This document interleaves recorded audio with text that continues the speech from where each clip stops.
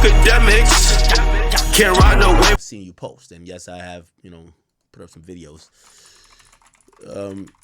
Where are they from? Are we seeing this whole thing? I plan on releasing the entire deposition. It's not exactly 7 hours. We did from 10 to 5, but there was multiple breaks in between. So I don't know how long that turns. I think it turns out to be like 5.5 or something. I can't release it at the moment fully.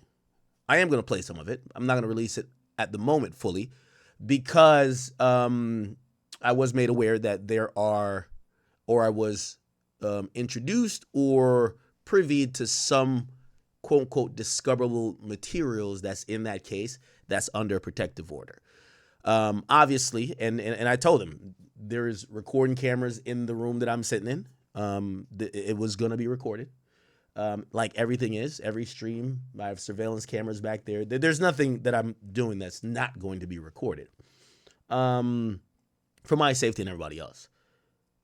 But I also want to be, respectful. So I would probably have to edit out and the lawyer for Meg Thee Stallion, and I'm going to say / Roc Nation because you're going to notice some other attorneys hop in there, and it's going to be very interesting. But we're going to get to that. So first and foremost, I plan to put it out. Okay. They try to ask all type of questions, like everything they've asked. And maybe that's why people are scared of depositions. I've told y'all all this shit. I don't give a damn. You get what I'm saying? So, there's nothing that I'm hiding from in terms of information. And, to be honest, like if it could have been live stream, I would have live streamed it yesterday, if you ask me. Right. Of course, they try to get into certain details. Yo, how much you getting paid? How much you do this? How much blah, blah, blah, blah, and all that type of stuff. The deposition was a fishing expedition, if you ask me. They wanted to know about Nicki Minaj. They wanted me to, I could tell they wanted me to make a statement on the record that Nicki Minaj pays for promotion or maybe music promotion or blogs or, well, let's not say blogs, me. But that would be asinine. I've never liked Nicki. Nicki's never liked me, But they wanted to get. I could tell they have whatever agenda they have versus Nicki. They're operating on, right? So they're like, let's see if Ak knows anything, and they try to, because Meg Thee Stallion versus a blogger has nothing to do with Nicki Minaj. Yet they ask about Nicki Minaj. Yet they brought up Drake multiple times. Yet they asked if Drake has paid me. When Drake is not the subject, he's not defendant. He's not, that I know, any party to this damn case that they're claiming defamation by a blogger. Then they got into a part when they said it's like it wasn't even a deposition at that point. It was like two people arguing in the room. It's like she wanted me to basically say that Meg didn't lie. And I'm like, no, I believe she's a liar because I have seen her lie and I've heard her admit to lying. What more do I need to deem a person a liar? Well, the jury believed her. Why you don't believe her? Like, man, shut the fuck up. Now, I'm going to be honest with you. I want to let you know how this is a top law firm. Jay-Z, Quinn Emanuel, that's the law firm. And by the way, I went toe-to-toe with him. No lawyer with me. I was just there. I'm just there weighing it. You feel me? If you want to know who are these people, this is a court reporter. Type in. This is the main lawyer that is operating from Quinn Emanuel on this particular case for Megan Pete. This lawyer here, which you're going to see how interested it is, because we got their names. We could Google them. We could Google them. She works at Quinn Emanuel. Matter of fact, let's Google him now. Okay? Let's Google him now, actually. Let's Google him. Because they have a good time Googling me. They brought up 20 different articles that they said I was associated with, right? So let's see if we can flip the script. Let's see what's going on, right? So this young woman on the right, which she wasn't there, but I noticed anytime I started to speak, and I brought up, I said, well, labels like Roc Nation. And I was like, hey, listen, I know what law firm you guys are. They bring this woman in and she pops on screen. I'm like, huh? Let's Google who she is. Let's Google who she is. I got everybody's name. I got everybody's name. Marie. This is her right here. Let's go to her Instagram, shall we? This is her right here.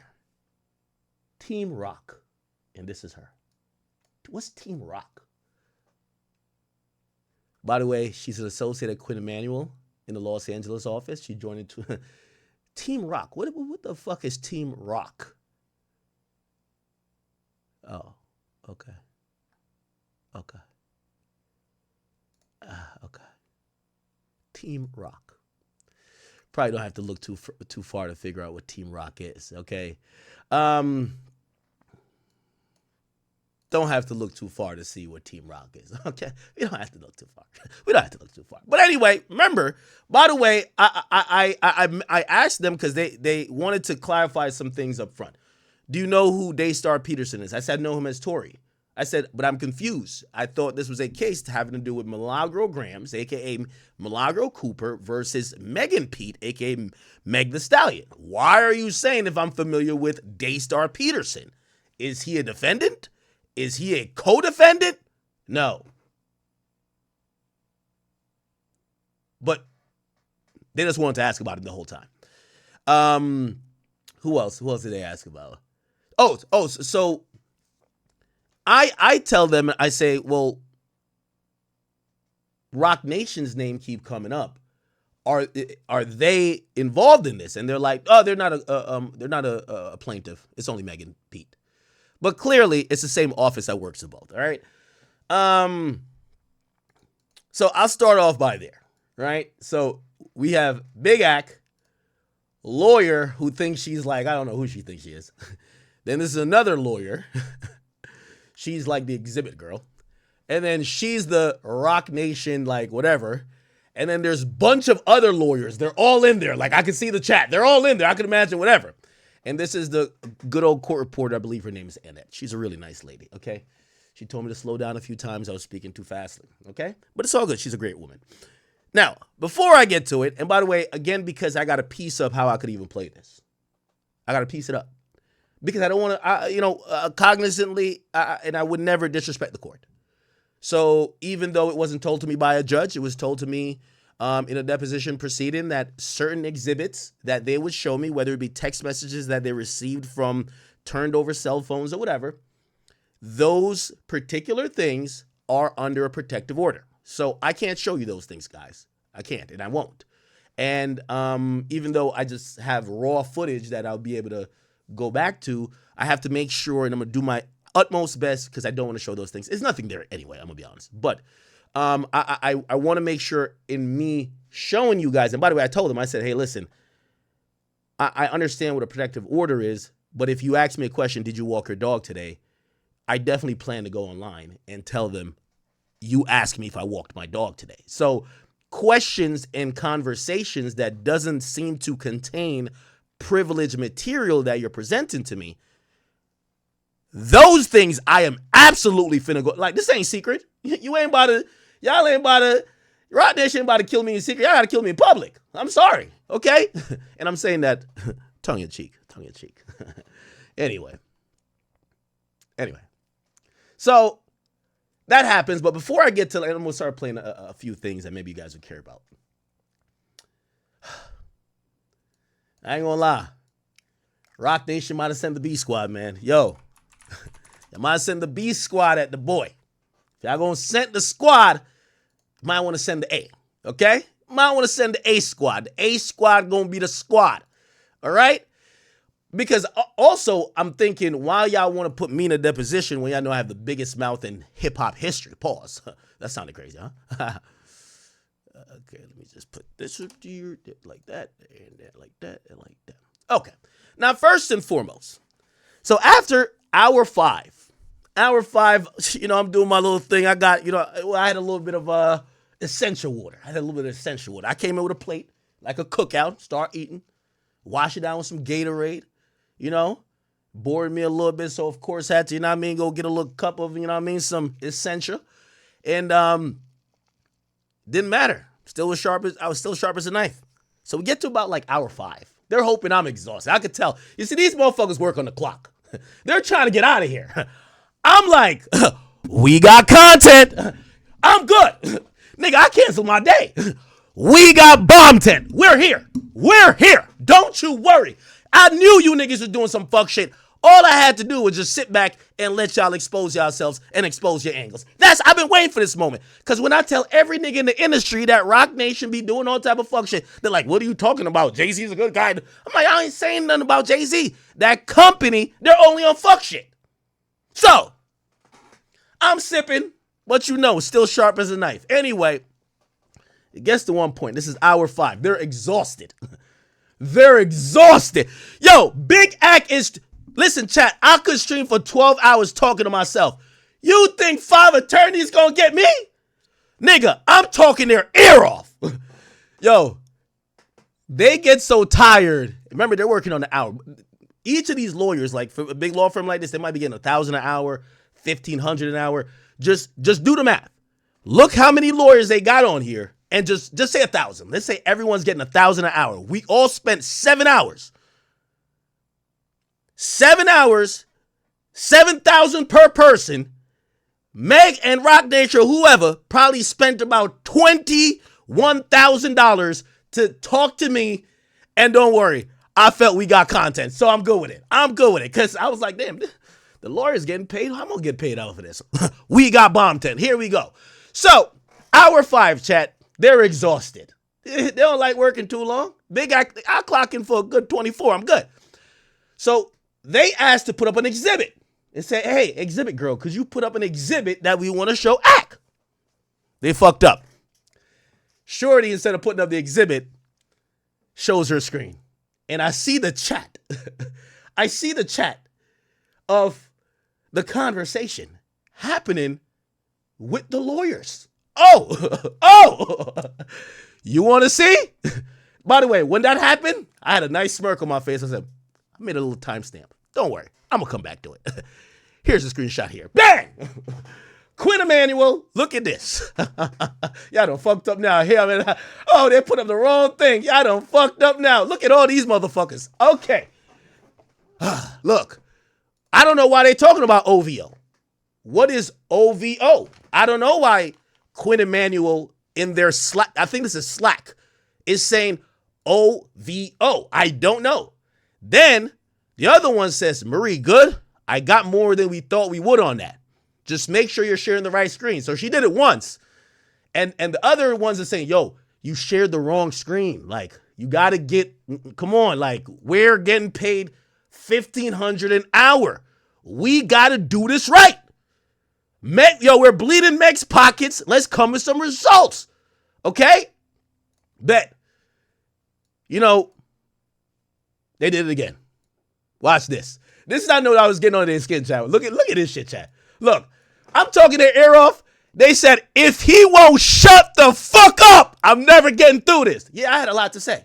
Yeah, I had a lot to say. Yeah, I had a lot of motherfucking things to say. I had a lot to say. Told my if I don't shut the fuck up, you ain't getting through this. You ain't gonna get through this. Keep building Meg the Stallion and Roc Nation. I got a lot to say.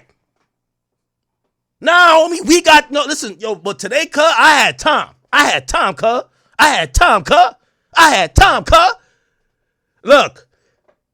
Look, she just fucking shared our Slack. Atlanta, they're trying to fire you. You the black girl over there. She was a black girl. So the black girl was the exhibit girl. She accidentally shared the shit, and they stopped having her share the shit. Then the lawyer, they're both lawyers. Then the other lawyer tried to share it. Then she did the same thing. So, yo, Atlanta, you're a black girl. I saw you laugh at a couple of my jokes. I know you're over there with the bad people. You're over there with that side. But it's okay. I know you're trying to get your check, okay? Get in and get out. Marie, Team Roc, what the fuck? Unfucking believable. Here's the interesting part. Tell Dez. By the way, I posted we had a break. I told him I wouldn't be on my phone while I'm answering questions. But these lawyers, they couldn't either hold their bladder or they all needed food. I think somebody did number 2 or something while we were doing it. They're like, yo, we need some more time. We got to go to the bathroom. I'm like, damn. Yo, what y'all got in the cafeteria up there at the Roc Nation lawyer offices? They couldn't hold their bladders. Break after break after break. So on one of the breaks, I posted, yo, they're asking me crazy shit up in here about Drake everybody. Listen, I'm going to snitch. I'm going to tell the world. Look what she says. And this is where I realized we got you. Y'all are liars. Tell Dez. If you the lawyer for Meg and Pete, why would you need to tell Dez? Who's Dez? The only Des that I know, and I could be wrong, Desiree Perez, the co-founder and chief executive officer of Roc Nation. So you did this. So with y'all sitting there with me for 7 hours claiming that y'all had zero affiliation. And that, yes, even if y'all did represent Roc Nation, this is the Meg Thee Stallion thing. My conduct in that deposition, y'all are in an internal chat reporting, go tell Roc Nation CEO this. Akademiks is posting about the deposition. Come on, gang. Come on. When I tell y'all that Roc Nation, Desiree Perez, in my belief, is lining the whole industry up, and everything, even the Meg Thee Stallion, the Halle Baileys of the world, if you connected to Roc Nation, trust me, they're cooking up some type of poisonous secret sauce to get your ass. Y'all think I'm lying? Well, here it is in 4K. The lawyers of Megan Thee Stallion, because I posted a story saying, yo, I'm in this deposition. They're asking about Drake. She says, tell Des. I said he couldn't get to the end of the depo without posting about it.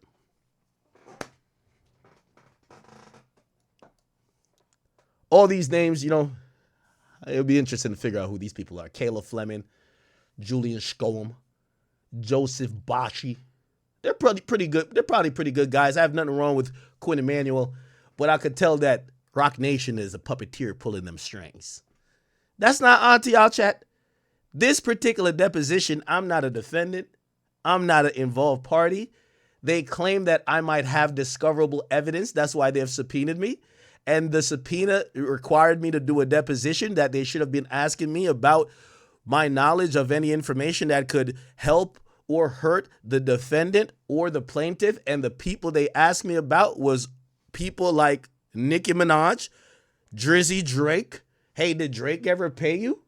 Did he ever do this? Who is Grand Wizard Chat Nigga? What else they asked me? Well, they asked me everything. But y'all didn't focus on the case. They asked me mostly about Tory. It's a little bit odd to me. But anyway, if anyone, because sometimes people think I'm a kook. Like, yo, Wack, you just making shit up. In the deposition for Meg, they're saying tell Desiree. And by the way, chat, even with a little bit of, essential water in my system, 5 hours in, I spotted that mistake. It was on the screen for 3 seconds. I mentally timestamped it. I got it. I got it. I got it. Yo, let me in the Slack channel. I want to be up in the Slack channel. I can't get in here. Yo, they ain't gonna let me in the Slack channel though. So they ain't gonna let me in the Slack channel. I want to be up in there with Marie. Marie's bad. I want to be up in there with her.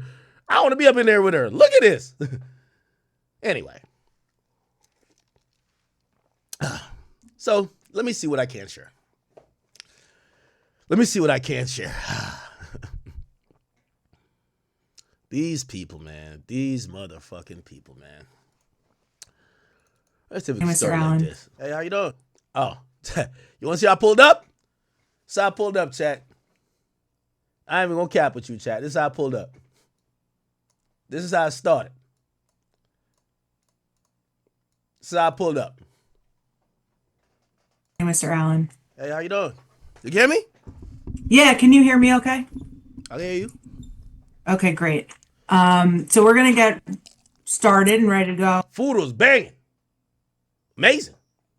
Oh, in a couple Y'all know my mama here, right? My mom made some shit. Oh my God. minutes. I don't know if the videographer or the court reporter have just some sort of spelling question. Atlanta.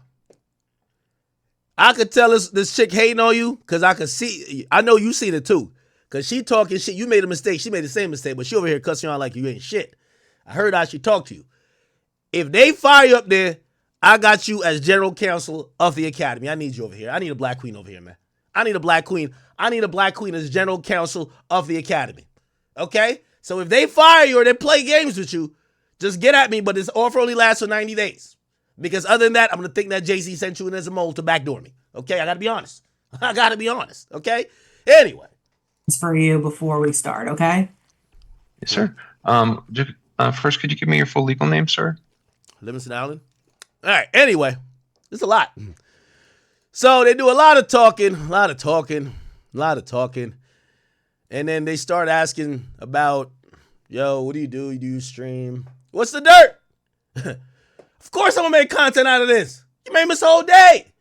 And any other little niggas that want to get me in depositions, trust me, I'm making content. Because I got nothing to hide. I probably said more online than I've probably said in private anyway. So the fuck you think that I'm like, oh, hope that doesn't come out. Bring it out. At me. Well, at least at first. And then we missed that date, but whatever. Right, and that was. All right, I gotta skip through this. I'm just asking if that individual runs the account. Oh, they was on Grand Wizard's dick. I swear. I swear. I'm just asking if that individual runs the account. Who does run the Akademiks TV accounts? Ran by multiple people, but one of my close friends does run it. His name is Grand Wizard. He runs that. Grand Wizard chat nigga. Here we go. Grand Wizard chat. What? Nigga. Okay.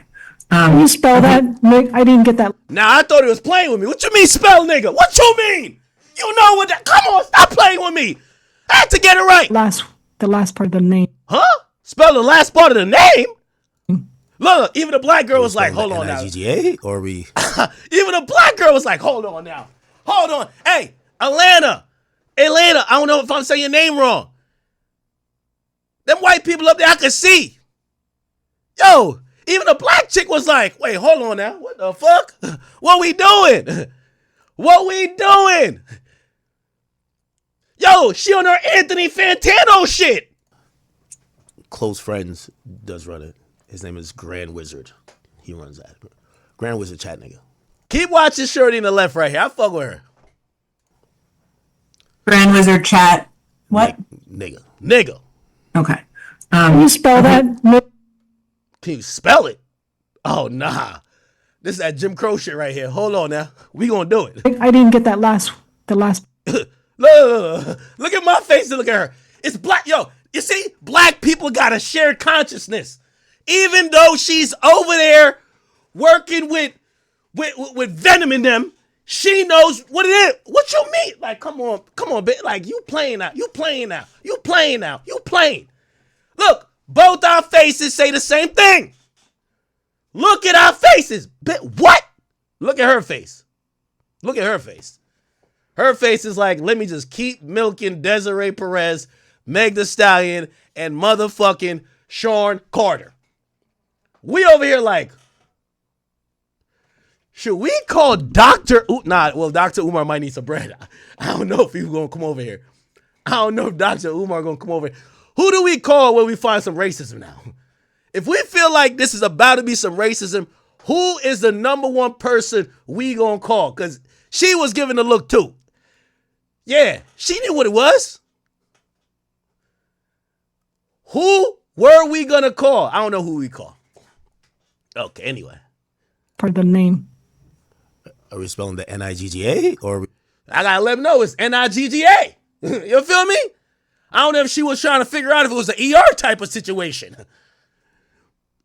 I didn't hear it clearly. That's why. Okay, it's Grand Wizard chat niggas all one word.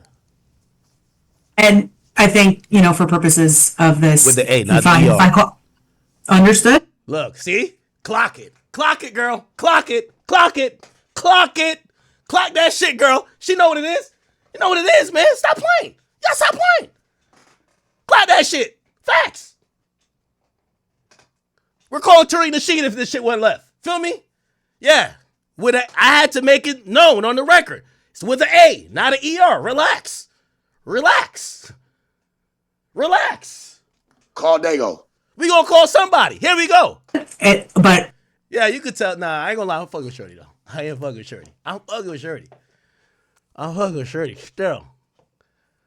I'll take her out for drinks. Come on now. but I think you fine if I just call him Grand Wizard. or Grand Wizard Chat? We could use that. I'll be comfortable if you use that. Yes. Yeah, I'll be comfortable. Because if you start saying nigga up in here, we might have a problem. I know y'all work for Roc Nation, but there might be a problem up in here. This deposition might stop getting deposed. Facts. Okay, great. That's what I feel most comfortable using. With the individual who runs the Grand Wizard Chat account.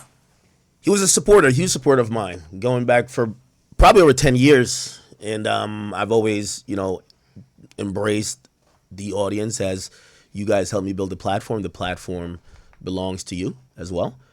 So he's kind of done his thing and built up a great meme page and, you utilize the fact that we had an audience, provided related content, built up his page.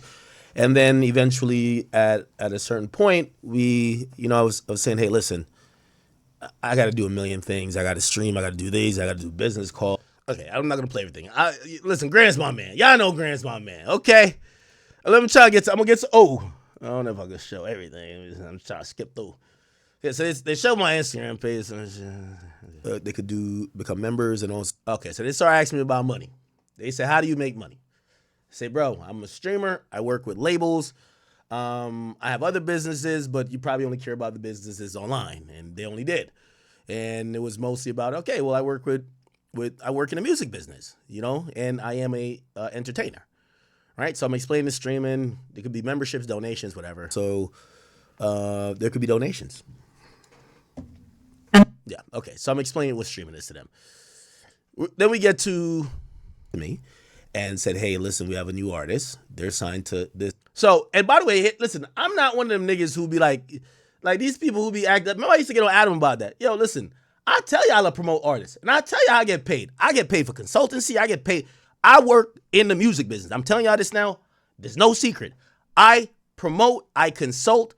I help out in any capacity to help a label. Right now, there's a hot artist. I don't want to mention his name. I don't want y'all to connect no dots.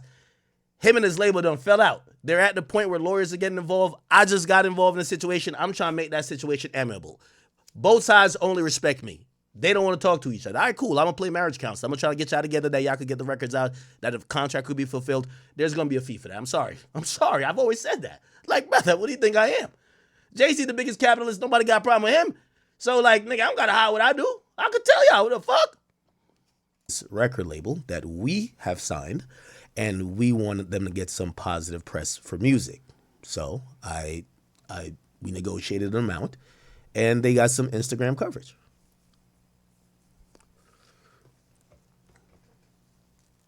Okay, so they're just asking about that. Now they start asking some dumb shit.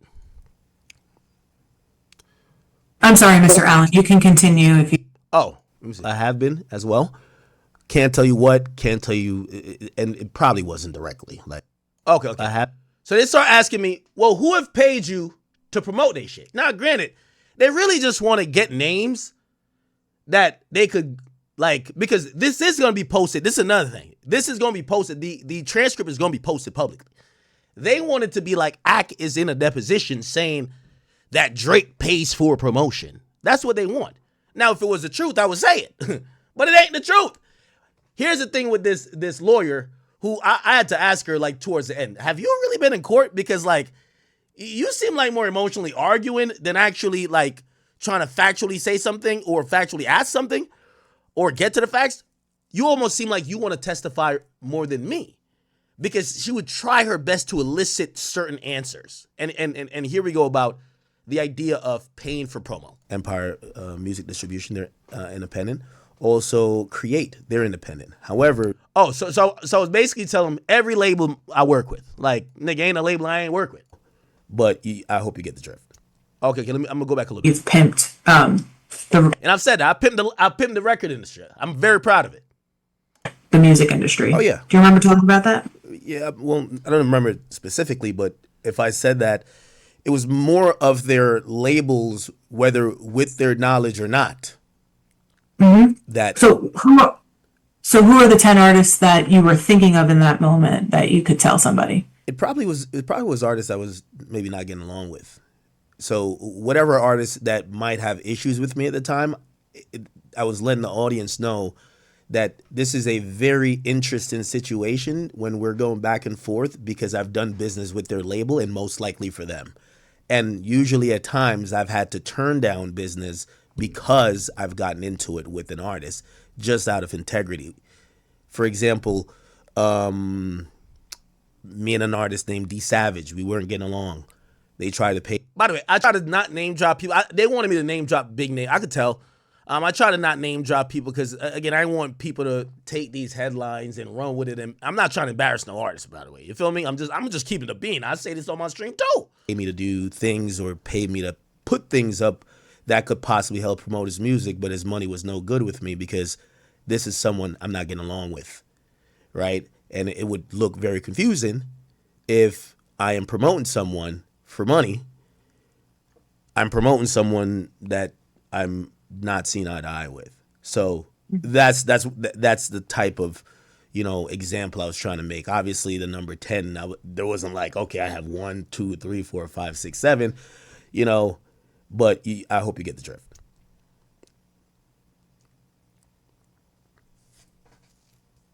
The court reporter was mad at her the whole Would time. have paid you to promote one of their artists' musics that we haven't already identified. I can't hear you. Are there any other record labels that you haven't already told me about this morning that have paid you to promote one of their artists? That pretty much encapsulates all of them, right? I said UMG, Sony, Warner. Those are the 3 record labels that control 85% of all actively. And by the way, I think everybody knows this, right? Like, there's no secret that's happening here where you're like, oh my God. I've worked with Interscope, I've worked with Republic, I've worked with everybody. Like, what the fuck? I've worked with Def Jam. I've worked with Def Jam a lot. You feel me? Like, I've worked with Atlantic. Like, brother, if you're breaking news thinking that or think I'm about to like be lying about, I've never worked with labels. No, I love working with labels. They've been a part of my business for a good while. Recorded and stream music currently. So if those are the big 3, everybody falls below them, whether it's, I don't necessarily need to point out a particular label or not because that's their parent company. And then I say even independent companies or so to speak, independent companies like Roc Nation. Every time I said Roc Nation, she ain't like it. She ain't like the Roc Nation name drop. Because here's the thing, and this is what I was trying to say and state on the record. And I stated on the record in the deposition, in court, and I say it on stream. Roc Nation, like every other label, they scummy, they do weird shit, they pay for shit. I'm not saying Roc Nation doesn't do other things that other labels don't do. One thing I'll say that they do that I don't see other labels do or do successfully is that they basically act like they use the cultural capital of Jay-Z and what seemed to be, we're like the home team. And then they completely obliterate competition and also fuck up everybody else who are artists who don't align with their goals. That's my issue. That's always been my issue with Roc Nation. But they're the regular label. Now, clearly she wants me to say, Nicki's label or Drake's label pays for shit, but it's only them. No, nigga, everybody pay for shit. All y'all. I don't care who it is. And that's what I'm saying. The major 3, UMG, Sony, Warner, and then we have the independents. And the independents are going to be Roc Nation, so to speak. And I'll explain what I mean by so to speak here. Why'd you say so to speak when you were referring to Roc Nation? Because usually most what we call independent companies, they fold up under what we call a major. And the majors are Sony, Warner Music Group, also Universal Music Group. The reason why I say so to speak with Roc Nation, because I could name other record labels that are independent. Empire's independent. Empire Music Distribution, they're independent. Also Create, they're independent. However, the reason why I say so to speak with Roc Nation is because Roc Nation, from what I've seen, is a conglomerate that's owned by I believe Sean Carter, Jay-Z, along with Live Nation, and Live Nation is going through numerous antitrust, litigation and by the Department of Justice, I believe, because they're actually being accused of being a monopoly. So yeah, I don't know if you could be an independent company when you're 50% owned by like the Amazon of music companies. You get what I'm saying? So that's why I said so to speak.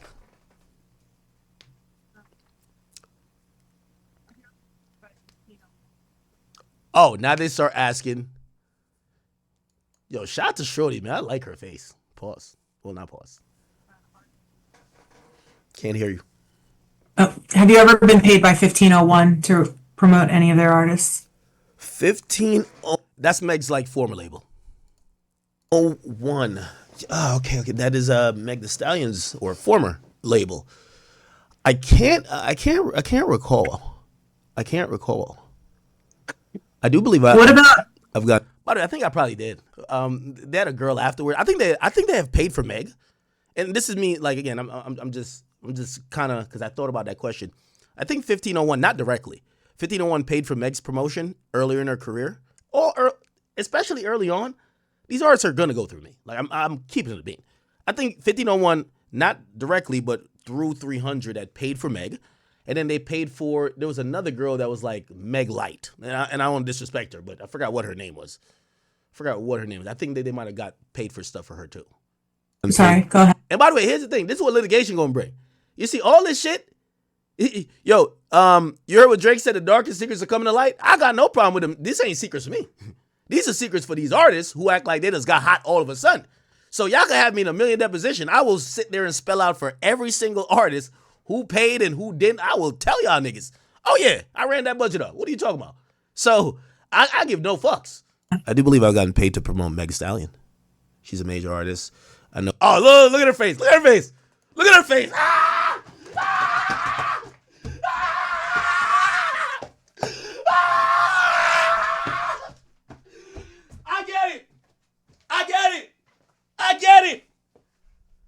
I get it. It's like she was trying to basically say someone other than Meg. Sorry. My memory only remembers. I'm sorry. I'll be right back. Let me get some Essentia. I can't play without me being here because there's a protective order on certain exhibits. Okay. Just know, Akademiks is volunteering to show up to any deposition y'all got. Just remember, when I start telling the truth and it don't align with what you wanted to hear, that might be a problem. I'm just trying to tell y'all this. I will show up to y'all deposition. I got no problem.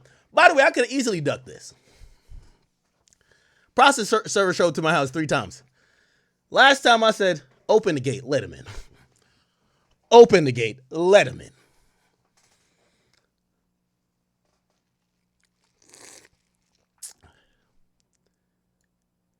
Just look at that facial expression, chat. Oh man.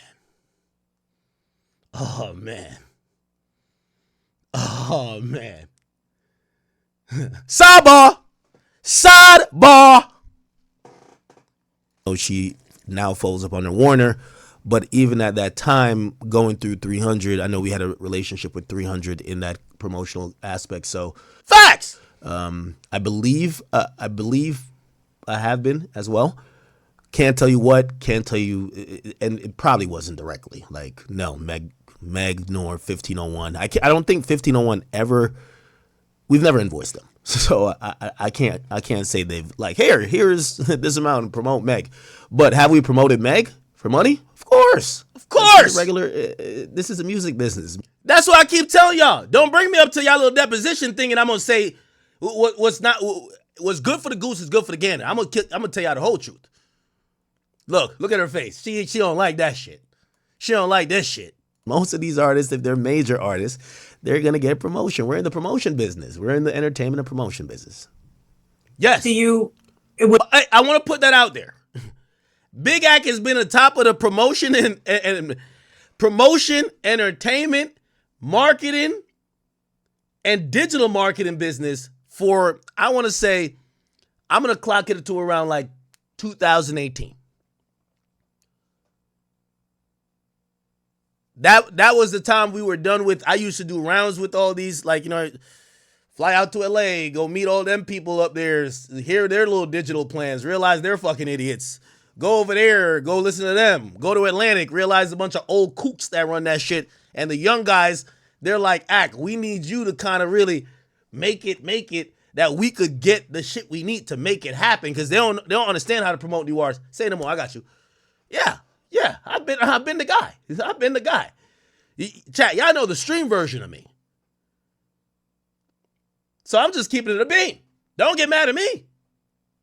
By the way, Kojo, this is what they want you to go do for Drake. You need to go up there and tell the truth. Tell the whole truth. Fuck it. Would it be fair for me to say then that you have promoted many of the bigger...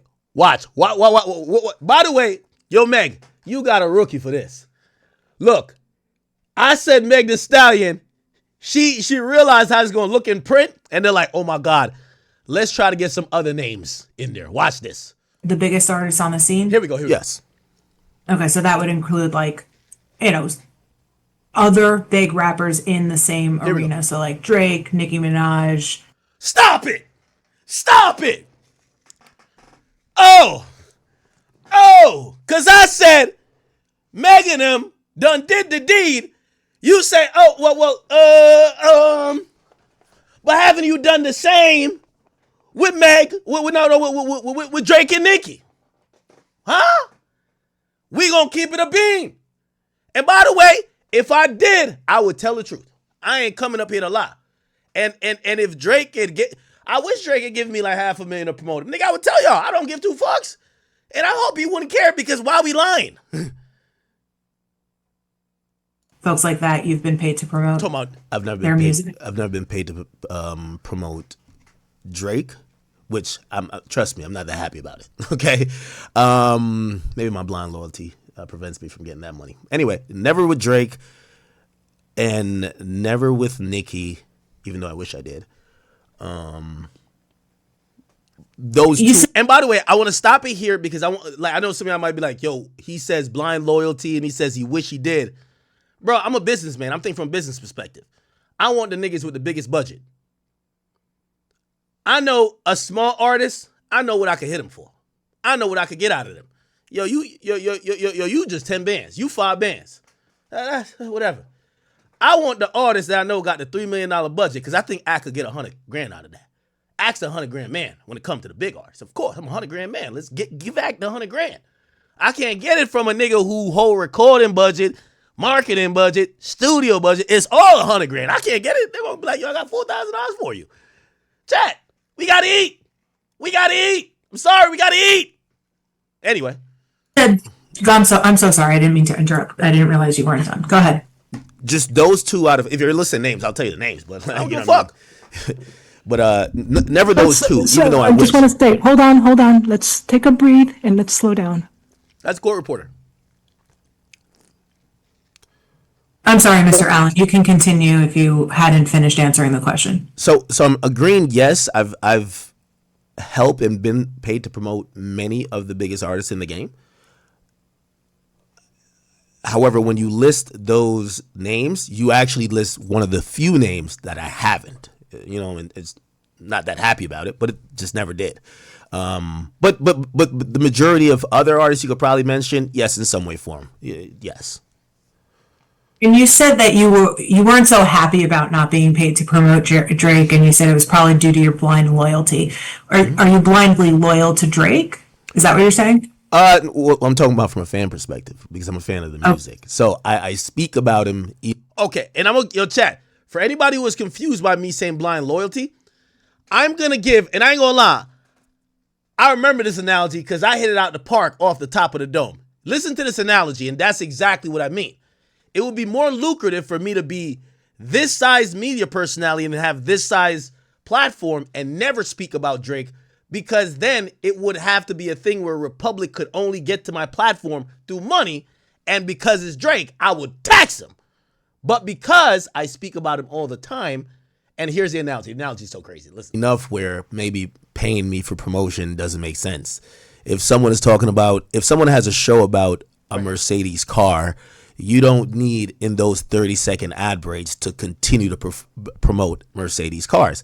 So I think that's what kind of happens. It's like, for example, some people online believe I've been paid to promote Tekashi 6ix9ine. Never have, and never did.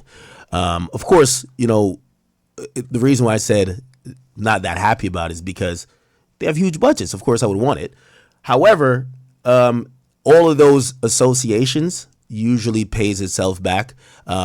Exclusive interviews, information that we leak. It's usually worth its weight in gold. So we don't look at it like, oh man, we didn't get paid from this person. But yeah.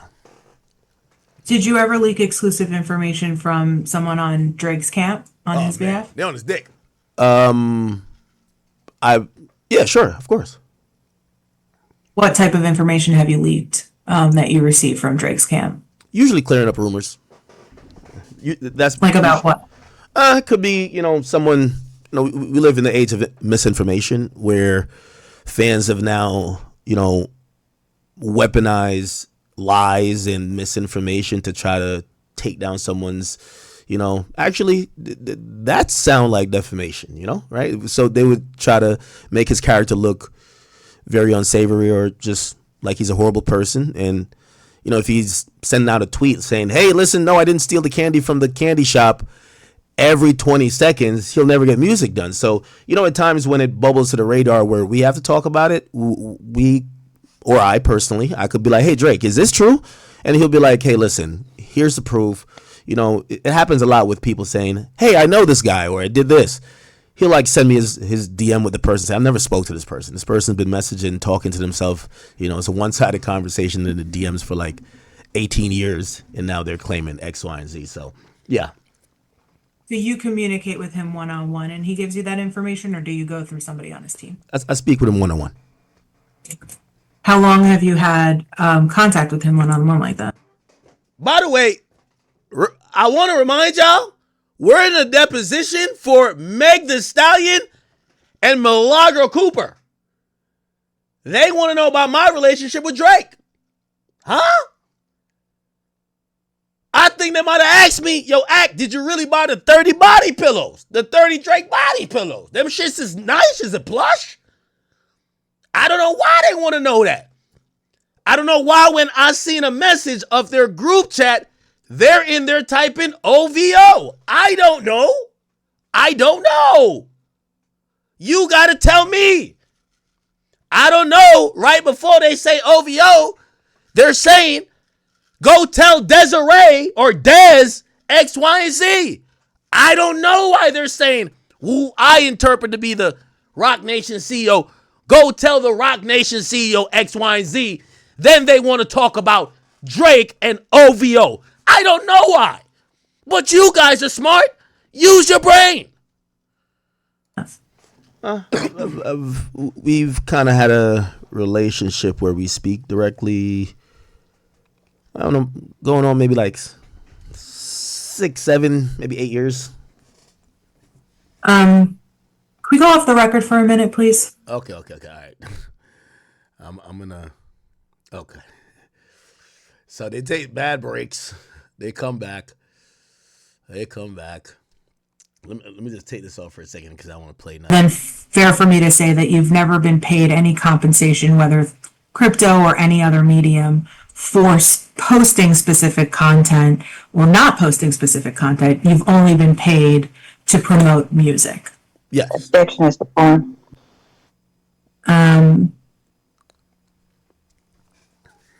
You mentioned earlier that you've had conversations with Drake about, dispelling Bro, how the fuck are they keep asking about Drake? rumors that may exist about him. It seems like you guys have a pretty good relationship. Is that fair? Yeah. It's my boy. Has he ever sent you any sort of cryptocurrency or digital assets for any reason? Drake has never transferred $1 with me. Sad, isn't it? That's a joke. Where do you? Reporter, write that down. I got that. I got that from the laugh. I think we could agree it was a joke. Where do you typically do your banking? Do my what? Oh, then they start asking about steak. I think Steak is a Compensation for your work? nope. Wait, hold on. Let me see what that. Nope. Let me see. So you don't have any kind of TD Bank brokerage accounts, JP Morgan, anything like that? No, nothing from Alliance Bernstein? Nope.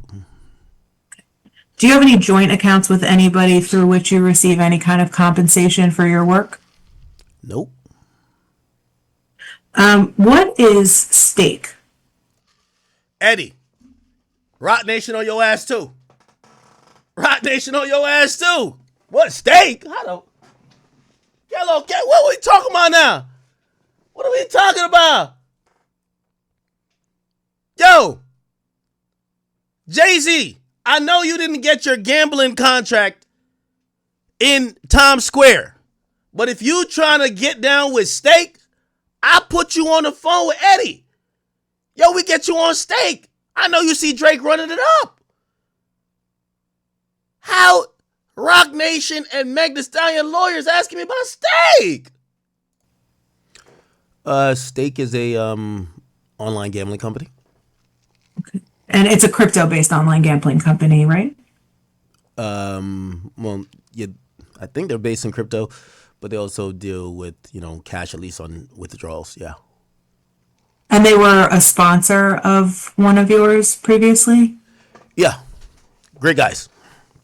Steak is great people. Steak is amazing people. They've only treated me with the utmost respect. Roc Nation, I see what y'all got going on. I get it. Meg Thee Stallion album may not be doing too well. Nobody checking for her musically. People think she's a liar. But what that got to do with my good folks over at steak.com? Well, I'm in the U.S., so I prefer steak.us. But still, asking me all type of questions. You go from Drake to steak? What?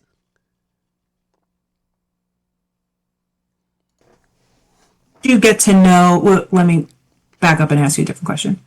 Did you ever get to know or meet the individuals who own Stake? Oh, this is federal. This is federal, chat.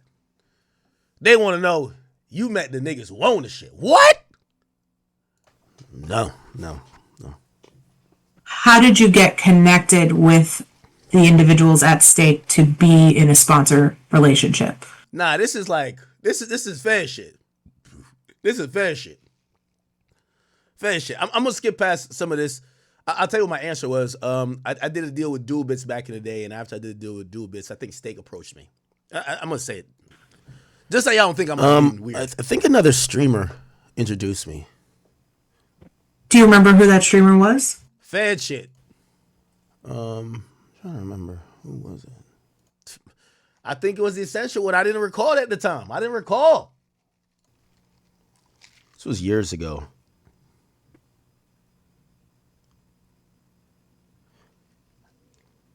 Actually, no.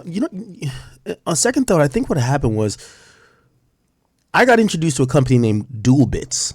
I was doing business with Dual Bits, and Dual Bits, I think Steak then seen me, and then they approached me, and we started doing business. Shout out to Steak. Shout out to Steak. This is why yo. Shout out to Steak. Shout out to Kick. Shout out to the gang. I don't know what y'all talking about. Hey, listen, as long as you do it, then it goes. Now, they asked mad questions about Steak, so I'm going to skip past all that. Y'all want to get to the Tory argument? So when we get to Tory, it start becoming combatant. Like, it stopped being... So this is a deposition. It's supposed to be, I ask a question, you answer a question. It's not a conversation. It's not a sassy response. It's whatever my question is, whatever your answer is, we move on. But she gets personal, I think. Did you know who he was before you met him? Yes, he was a wildly successful. Oh, here's the story. It's a long time ago. I kind of first met. When did you first meet Tory Lanez? First met Tory Lanez. Feels like such a long time ago. I kind of almost want to say like 2000 and might have been like, crap, how long I've been doing this? Like maybe 18, 19.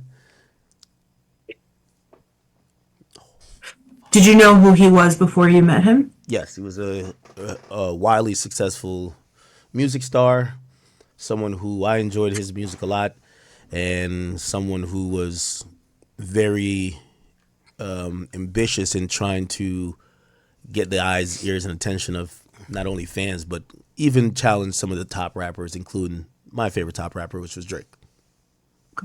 Were you a fan of Tory Lanez's music before you met him? Yeah, of course.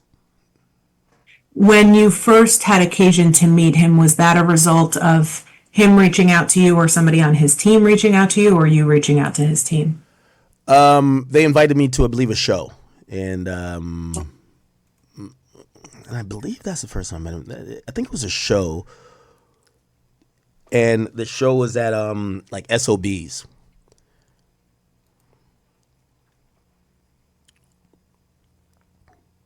SOB is a nightclub, or used to be a night. I don't know what it is now. It's a particular venue in New York City.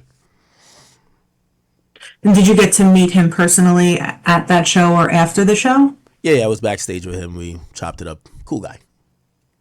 And did you guys click right away? Yeah. Keep in mind, chat, this is Milagro, Cooper, and Meg the Stallion Deposition. All they asking about is Drake, Nicki, and fucking Tory. God damn, and Grand Wizard chat nigga. God damn. He was a very progressive type of person. Like, that was a time when I think rappers didn't understand the idea that there were media personalities or people who were maybe not producers, A&Rs, or street dudes that, you know, would have some type of voice or influence or control platforms that their music could be disseminated on. And rappers used to stay away from those people. He was one of those people, be like, no, I fuck with you. Or, sorry for the cursing, but I like you. You're cool. So, you know, yeah, we hung out and it was good. I watched him do an amazing performance, and, you know, we kind of built a relationship from there. And did you ever have him on any of your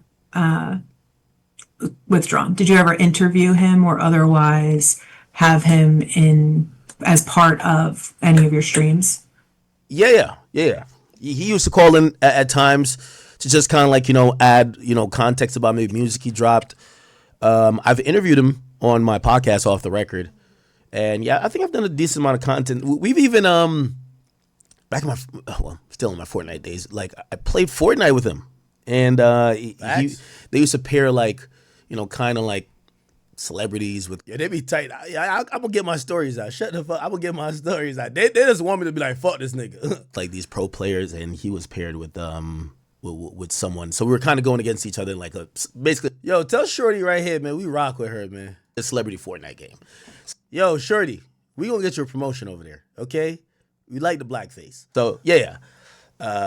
Meaning that we love that we're seeing black faces over there, not blackface as a monic or like a, you know, mockery or whatever. You know, obviously you're a black person, clearly. That's kind of like the nature. Got it.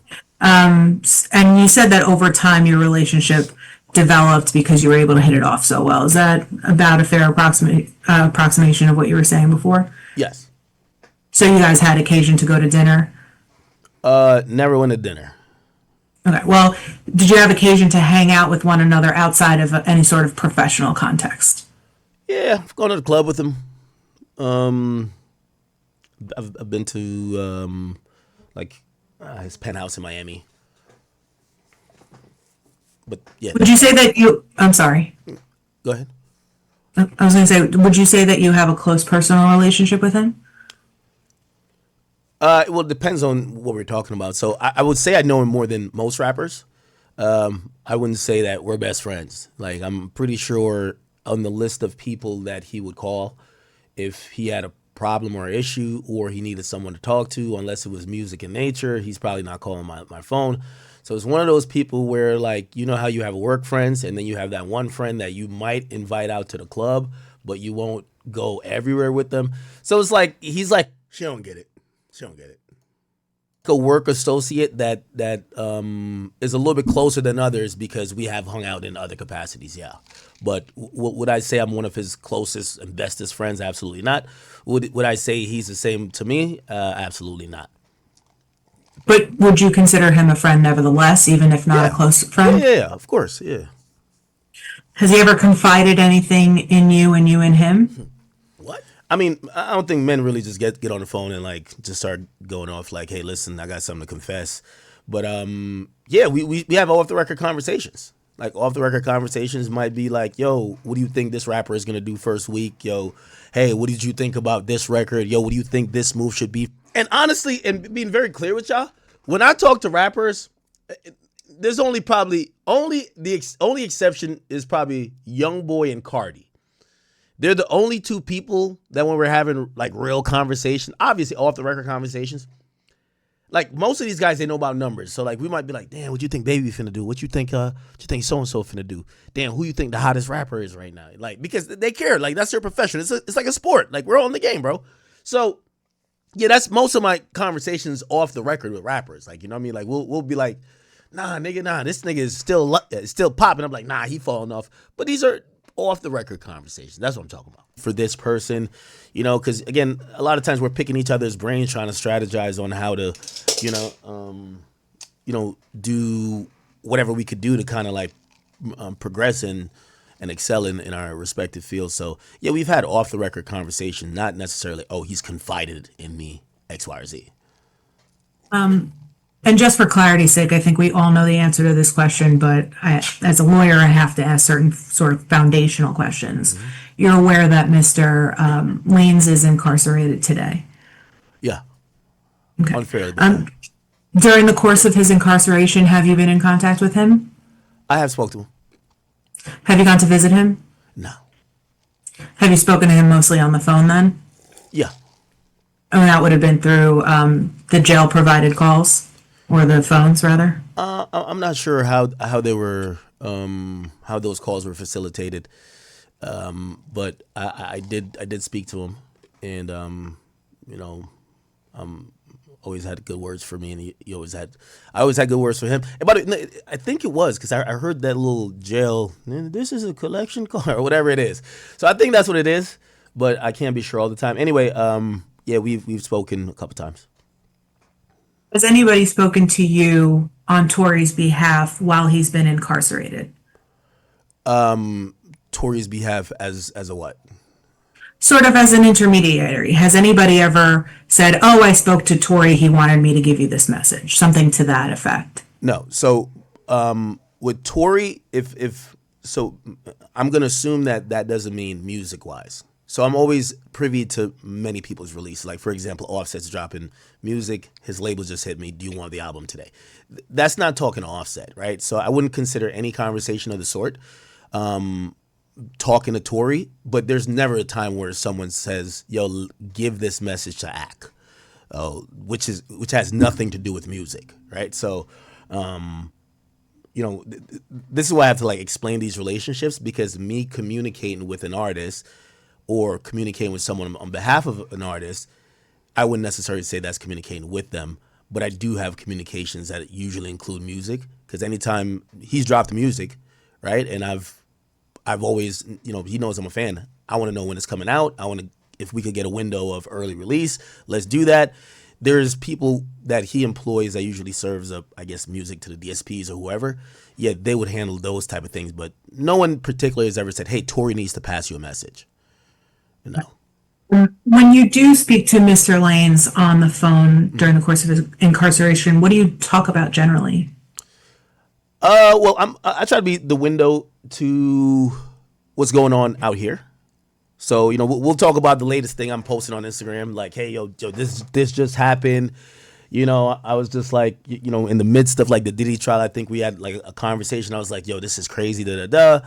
And, he was very optimistic, hoping that, things, resulted in at least fairly, because, his disposition and mine as well is that, his incarceration wasn't that fair. But other than that, I'm just usually his eyes and ears to the outside world. So I'll give him an update there, and he'll be like, really, that's happening?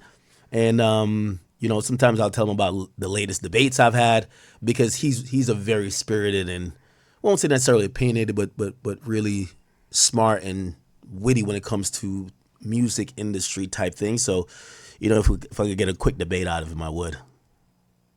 When you say that you and he believe that his incarceration was Counsel, please get closer to the mic. sorry, when you say that,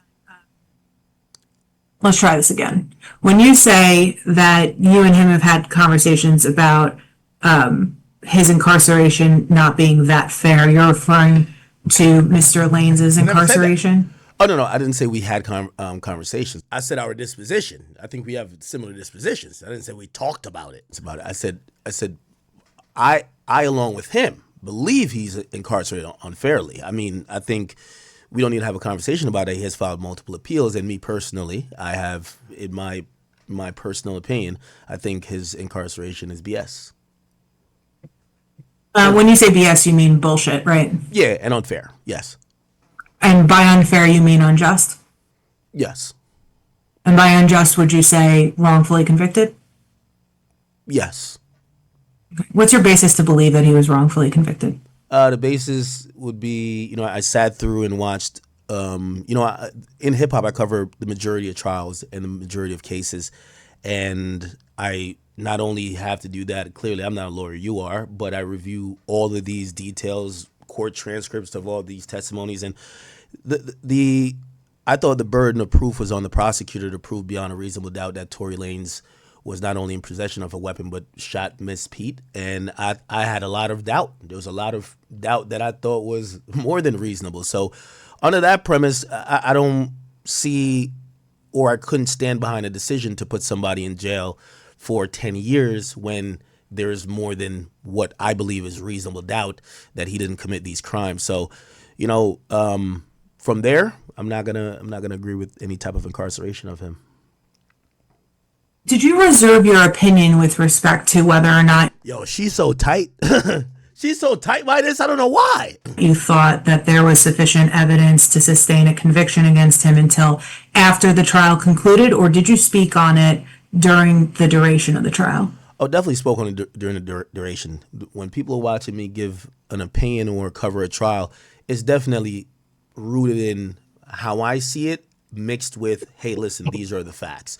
But as we all know, a lot of times facts could, depending on how you put them, in what order, in who the facts supposedly are coming from, or even a testimony, it could really, the person who's receiving those things could go either way. So I always have an opinion and point of view. So from the get-go, I definitely thought, hey, listen, this is a crock of BS. And yes, that means bullshit. From the get-go, where the victim was supposedly, I felt like she was just lying. I felt like she was an habitual liar. I felt like she couldn't tell the truth to save her life. And then now when it relied on her testimony, along with a couple other things from what I've seen, but her testimony definitely was an important factor. Just to interject real quick. When you say a couple other things, you mean other evidence that was admitted at trial and considered by the jury during the criminal trial, right? Yes. Yes. Right, like bullet fragments pulled from her feet, right? At surgery. Something. Say again? Okay, let's try the question again. She just objected to form. That's okay. You can still answer, but I'll repeat the question. Another form is that it's assuming facts, not in evidence. Okay, that's not an objection during a deposition, but okay. One of the forms of evidence.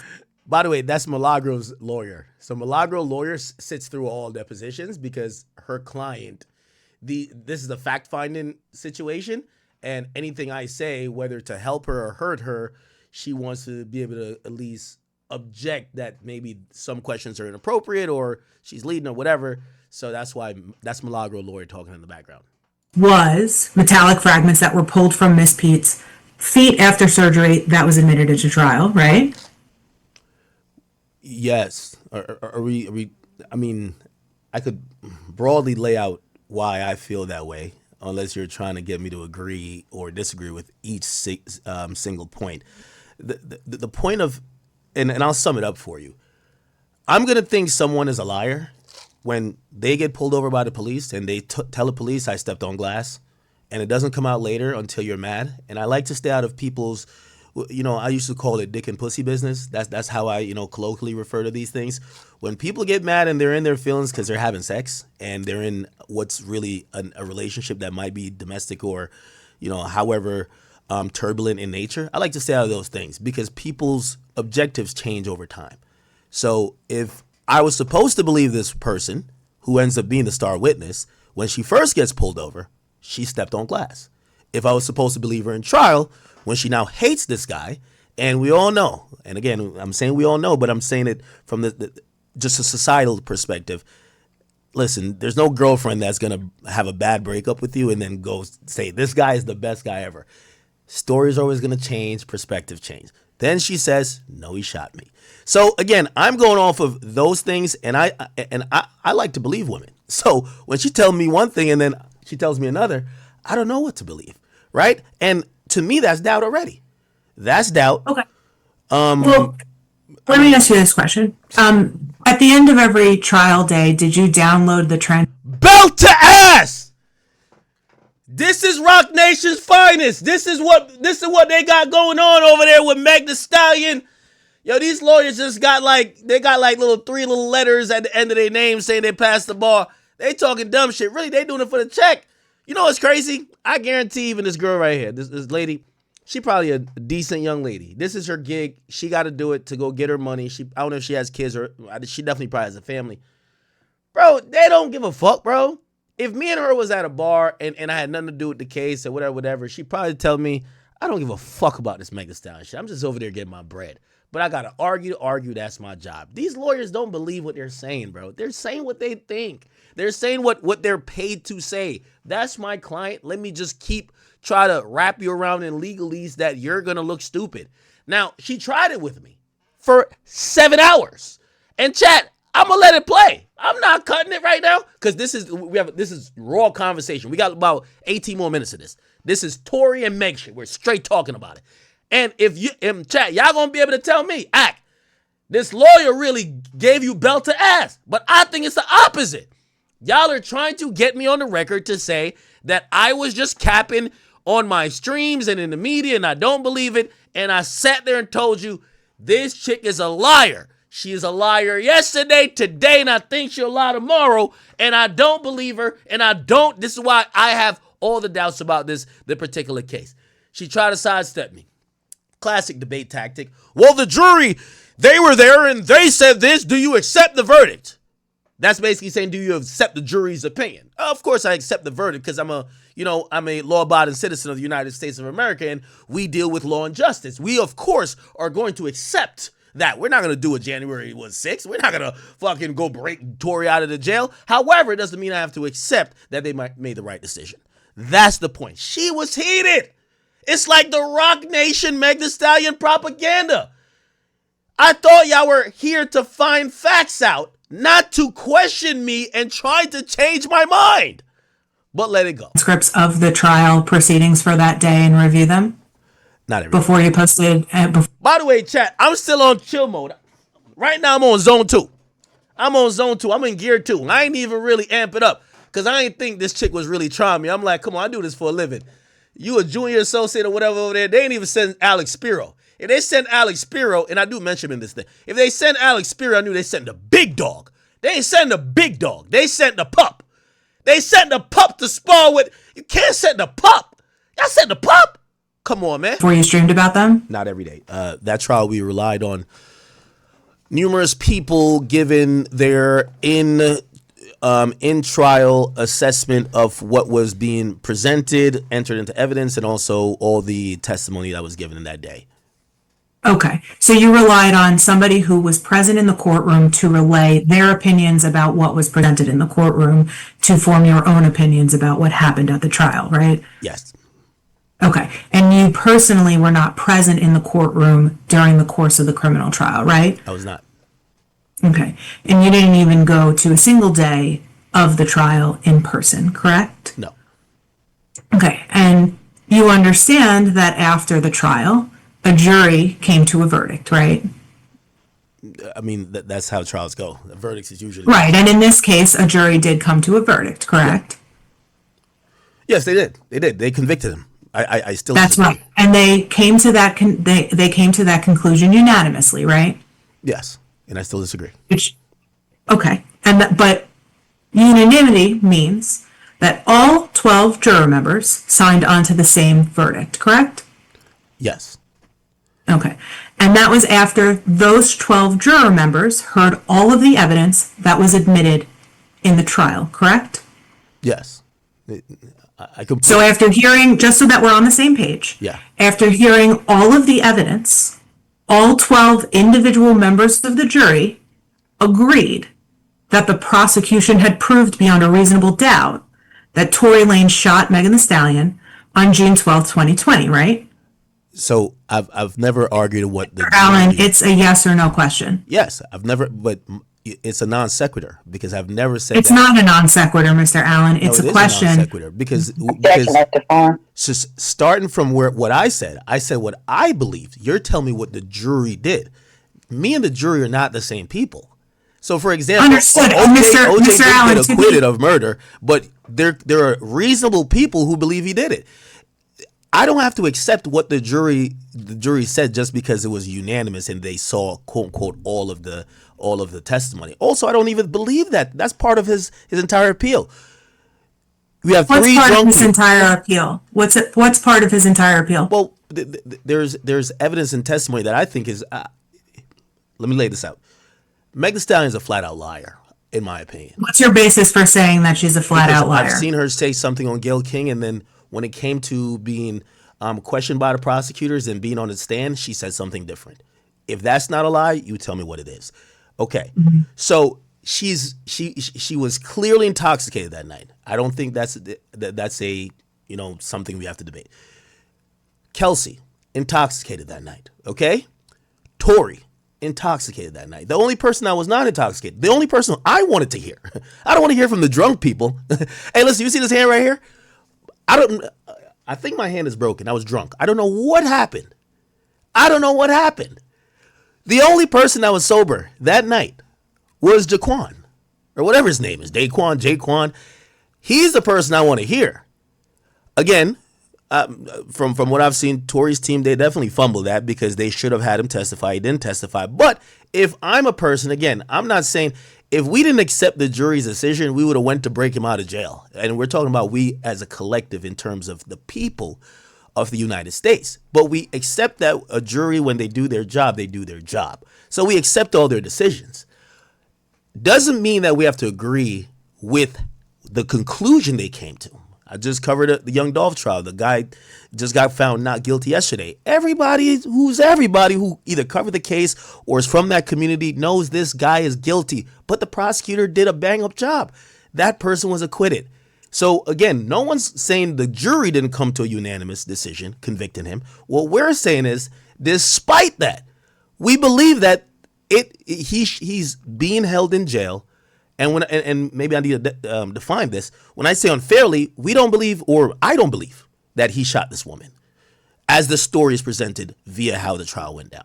And what is your basis? So, what I fail to understand is, as somebody who did not sit through the trial, did not hear through all the evidence, what is your basis for your belief that he did not shoot Megan Thee Stallion, although a jury of 12 who heard all the admissible evidence disagrees with you? Argumentative. Okay, Dixon, Rhonda, I need you to wait until I'm done answering my question before you object, so that the court report. Yo, Milagro, why Roc Nation's lawyers violating your lawyer like that?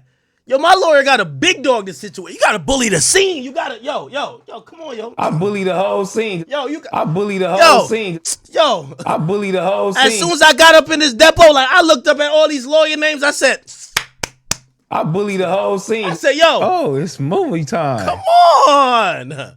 Could get it down. And number two, I'm just going to ask that you, as is customary in federal court, reserve your objections to the form only that covers every type of substantive objection and reserves them all. Mr. Allen. But could you just not ask compound questions and just ask one question for one fact so that I can keep up? Rhonda, I don't believe it was a compound question, but I'll do my best to make sure the record is clear for everybody's sake. How about that? Thank you. All right. So, Mr. Allen, what I was asking was, can you explain to me the basis for your belief that Mr. Lanez did not actually shoot Megan Thee Stallion when, in point of fact, a jury of 12 determined that based on all of the evidence that they heard, that he did? Ma'am, Objection as to form. I'll answer the question, but I feel like we are going in circles. I flat out stated that, again, I could lay out 20 points if you want to just consume and eat up time having me do that. But the initial, this is what lawyers do. They're on the clock. They're on the clock. Chat, let me tell you, I know how lawyers, I just had to send a lawyer 50,000. This was yesterday or 2 days ago. Trust me. It ain't never feel good. And when they send me the invoice, oh, we spent an hour and a half on a phone internally, but it's for your case, so that's $3,000. Huh? What? But that's how it is. So I always tell people about lawyers, bro, all they do is good at wasting time. There are great lawyers, right? And there are great lawyers, but lawyers do realize, because most of them work off of a time clock, they like to just waste time rather than get into the shit. So, for example, this woman has asked me the same question multiple times. I said, yes, I accept that Tory Lanez got found guilty by a jury. I still don't believe he is actually guilty. She wants me to say something else. She's asking this question in every different way. This is only the work of lawyers who are just trying to waste the time to run their bill up. Let's be honest, chat. Basis of me believing that this did not happen, as how, yes, he is convicted, is because I believe Meg Thee Stallion is a liar. She lied initially. She lied on the national news.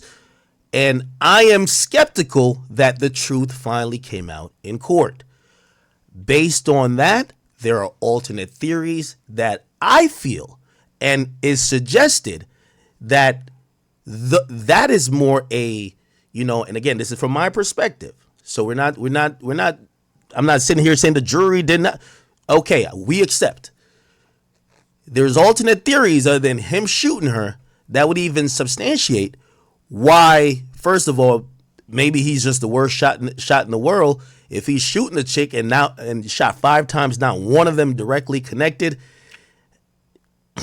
it's hard for me to think. It's a man and a woman. I get it. Meg is like this behemoth of a person, and Tory's this little small dweeby dude, whatever.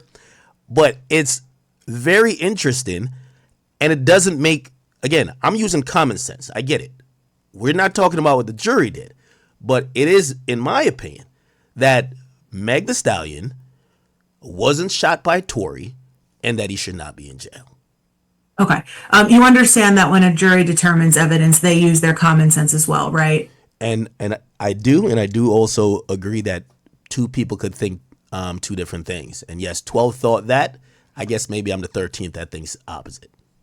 Okay, and you were not one of the 12 who were charged with the duty of determining what the evidence demonstrated, right? Right here. This is true. So Shorty pops on here. She works with Team Roc. So all of a sudden, a Quinn Emanuel lawyer that is seen as Team Roc. So that it feels like it's almost like a Roc Nation branch lawyer pops on. Okay, an obvious yes. Okay. And you mentioned earlier that one of the people you wanted to hear from at the trial was the driver, right? I did. Okay. And you understand that the decision was up to Tory's lawyer to decide whether or not he would call the trial, and he chose call the driver at the trial, and he chose not to, right? That is true too. I also understand. I also am just skeptical why the prosecutor would look to want to put 3 drunk people that night on the stand, but not do their hardest to find and make sure the sober person was on the stand. That kind of was a little bit alarming to me. Okay. But you also understand that as part of a trial, it's not just the prosecutor who presents evidence, it's also the defendant who has an opportunity to present evidence, right? Yeah, the burden of the proof is definitely on the prosecutor, but the prosecutor should operate in good faith for the people, which if you're telling me there's 4 drunk people in a car or 3 drunk people in a car, I think the person you should want to talk to more. I think there was severe prosecution. Belt.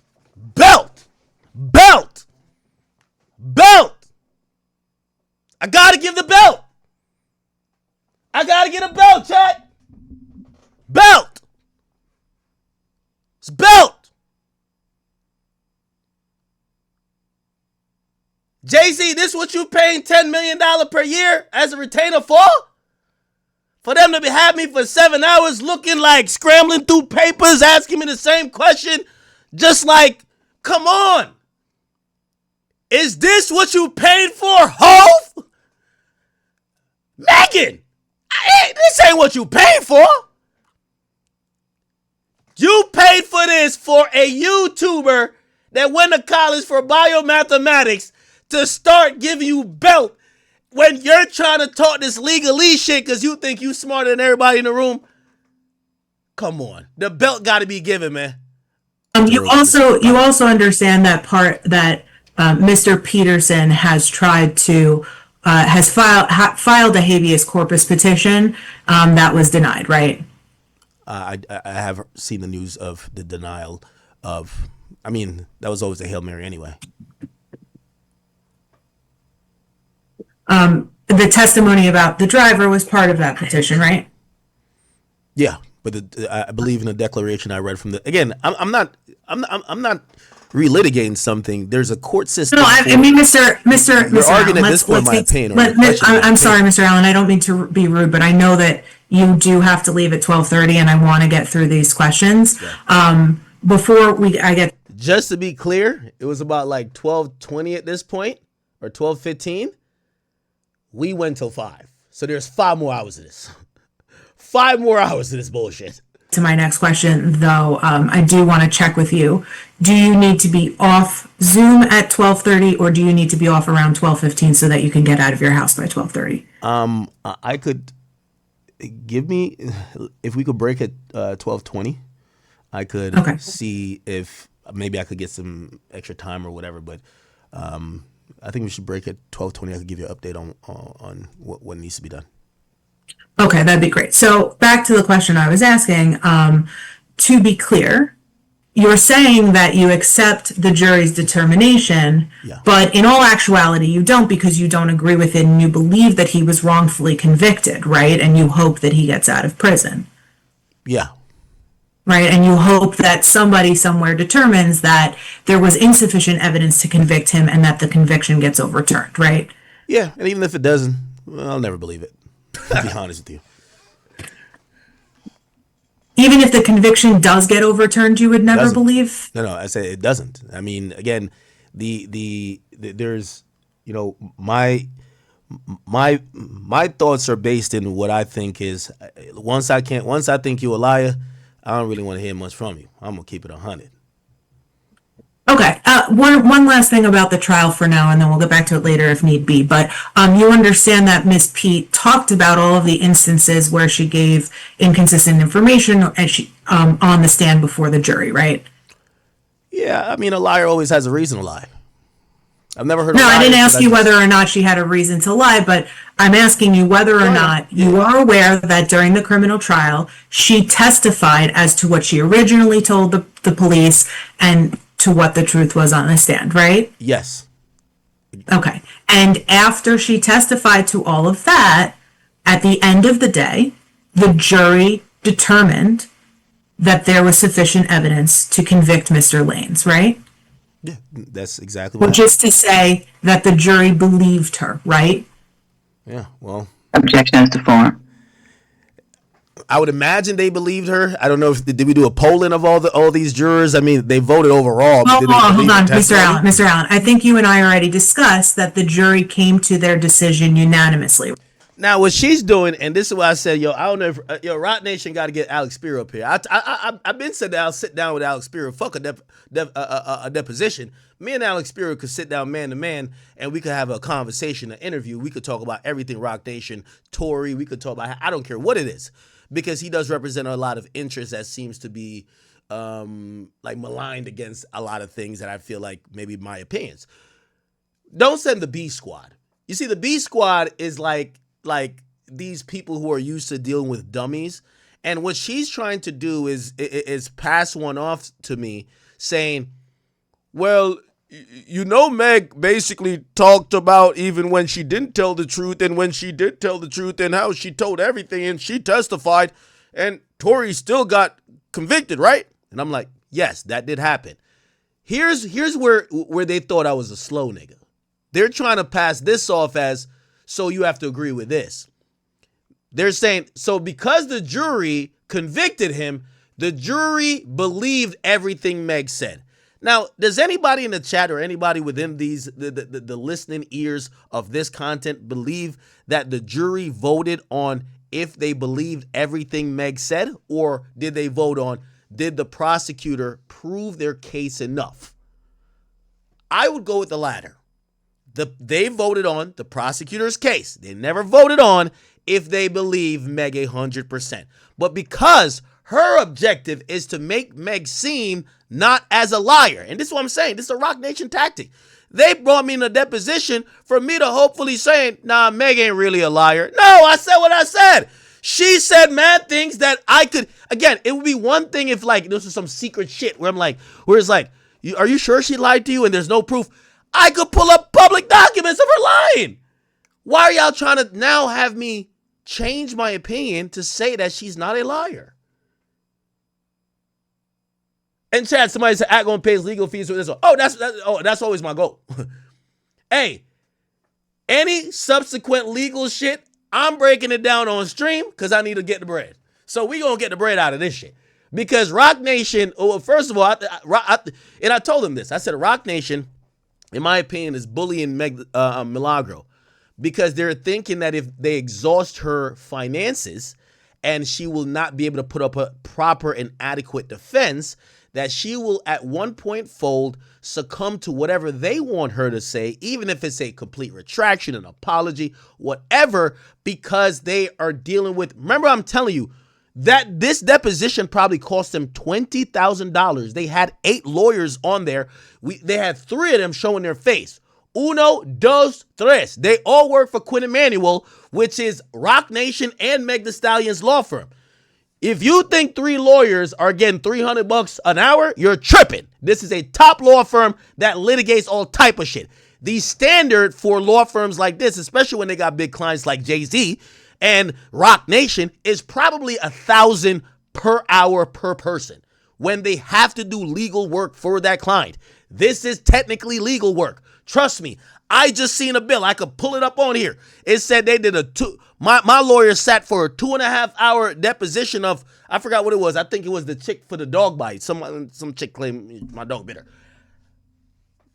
They tell you how much, so even that Rhonda chick that you don't see on camera that keeps talking, she's billing Milagro. Milagro has to pay that. But you can tell like she's one lawyer. She might be $300 an hour. I'm no disrespect to her. These lawyers are top tier lawyers. So we stayed on for 7 hours. $3,000 per lawyer. 7 hours. That's over $20,000. That's my entire point. That's my entire point to y'all. They're legally bullying people. So again, you know why I definitely use this as content? Because, hey, if y'all gonna make this shit, I'll make the legal shit fun. Oh, I could make content out of anything. Oh, you think because we did a boring ass deposition for 7 hours, they ain't got no content? No, we got Bompton. We got that Bompton over here. I'm going to get that AdSense off of this bitch and we going to run it up. Matter of fact, Eddie, we might have to turn this into a steak promo. We might have to turn this to a steak promo. We going to get the bread off of this shit no matter what. Because that's how they play with you. When they figure out you a broke boy, you don't got no money, you can't box with them financially, they drown you with bullshit like this. They don't mind paying $20,000 to talk to me about bullshit for 7 hours. You know why? They're dealing with millions. You know, they probably made the bet with Milagros. She ain't down to lose $2 million off of this. She probably don't got it. Nasty work. Right. Yeah, but the decision that they came to was that Tory's guilty, not that they believe Meg Thee Stallion and everything she said on the stand. Like, was there a verdict on that? We don't know. I'm just saying I don't believe that chick at all. Yes, it's called a guilty verdict for him having shot her. That is the verdict that they came to, right? But that's not necessarily mean they agreed with everything of her testimony. There was times she didn't remember things. It doesn't mean they agreed with everything she said.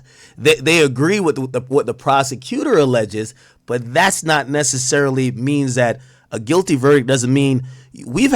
I've seen many imperfect witnesses who get things wrong, maybe not be forthcoming on the stand, and they still get the favorable verdict. The verdict got nothing to do with Meg. The chick's a liar. Like, that's point blank period. I don't know, You believe that the verdict had nothing to do with the victim's testimony that she was shot by Tory Lanez. Ma'am. Objection as to form. Ma'am, you're cleverly but not cleverly trying to make me say something I'm not saying. So I'll state it on the record unequivocally. The jury believes that Tory shot Meg. The jury, from what I know, did not issue any statement, vote, or any opinion that they believed everything Meg said. Is one of the things Meg said that Tory shot her? Yes. So they believe that. However, the reason why I don't believe Meg in totality is that once I've deemed you as a liar, listen, you know, they say don't throw away the baby with the bathwater. I kind of throw away everything you got to say. I don't want to hear nothing. Don't tell me the sky's blue. I got to go check for myself. You're a liar. So that's my perspective. So if Meg told me today, hey, listen, it's raining outside, I'd be like, give me a second. Facts. And I would go outside and go look. And I'd be like, you're right. That's just my opinion. Mr. Allen. I could barely hear you. Hey, I hear you. Yep, give me a second. Just to be clear, Mr. Allen, this opinion that you hold is one that you don't just personally hold and keep to yourself, right? I've said this anywhere I've ever been and asked. Right, you say it basically anywhere and anywhere you've ever been and as loudly and publicly as you can, correct? Yeah, if I'm speaking my personal opinion, yeah, of course. Okay, and just so that I'm clear, you were not present on June 12th, 2020 when Miss Pete was shot, right? No, I wasn't. You weren't at the party, correct? No. You weren't in the car, right? You weren't on the street, correct? No. You weren't a witness at all whatsoever, right? I was not. So you couldn't actually say that you knew that Tory did not shoot Miss Pete because you weren't present, right? Yeah, I'm not unequivocally saying that it didn't happen. What I'm saying is I'm sorry. Hold on. Start again because there was something I didn't hear clearly. Go ahead. I wouldn't say, 100% this is the fact. I'm telling you my personal opinion and my belief. That chick is a liar, and I don't believe liars. So, her story, I accept the verdict. I accept all of this stuff. I don't accept a liar. I think she's a liar. She was a liar then. She's a liar now. She's going to be a liar tomorrow. And, yeah, that's it. Do you believe she perjured herself on the stand at the criminal trial? Is that Objection as to form.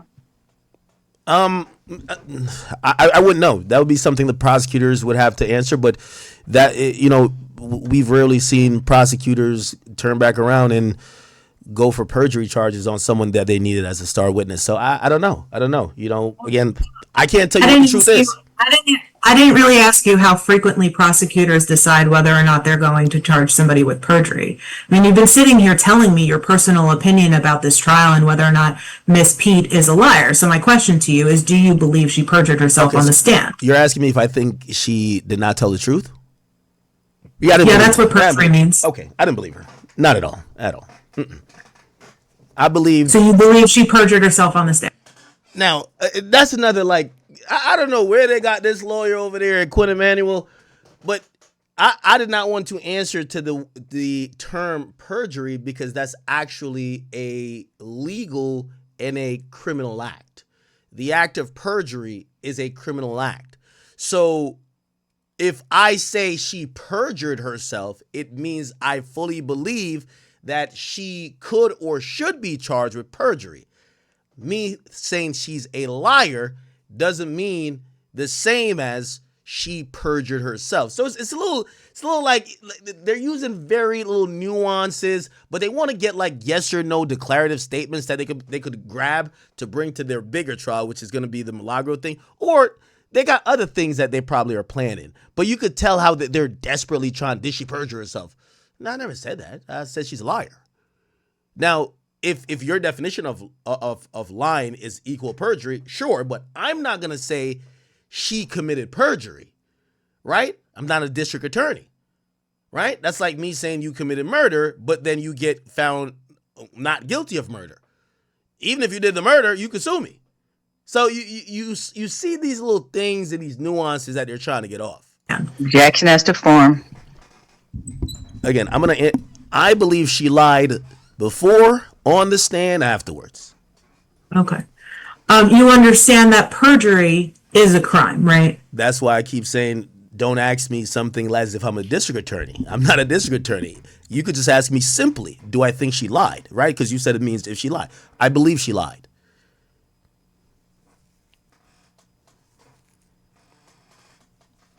Whatever's done with the lie is that's not for me to handle. During the course of the criminal trial, how often did you speak to Mr. Lanez or anybody related to him or associated with his legal team? I never spoke with his lawyers, but I spoke with Tory a few times. I think we did an interview, I think before he got locked up, clearly.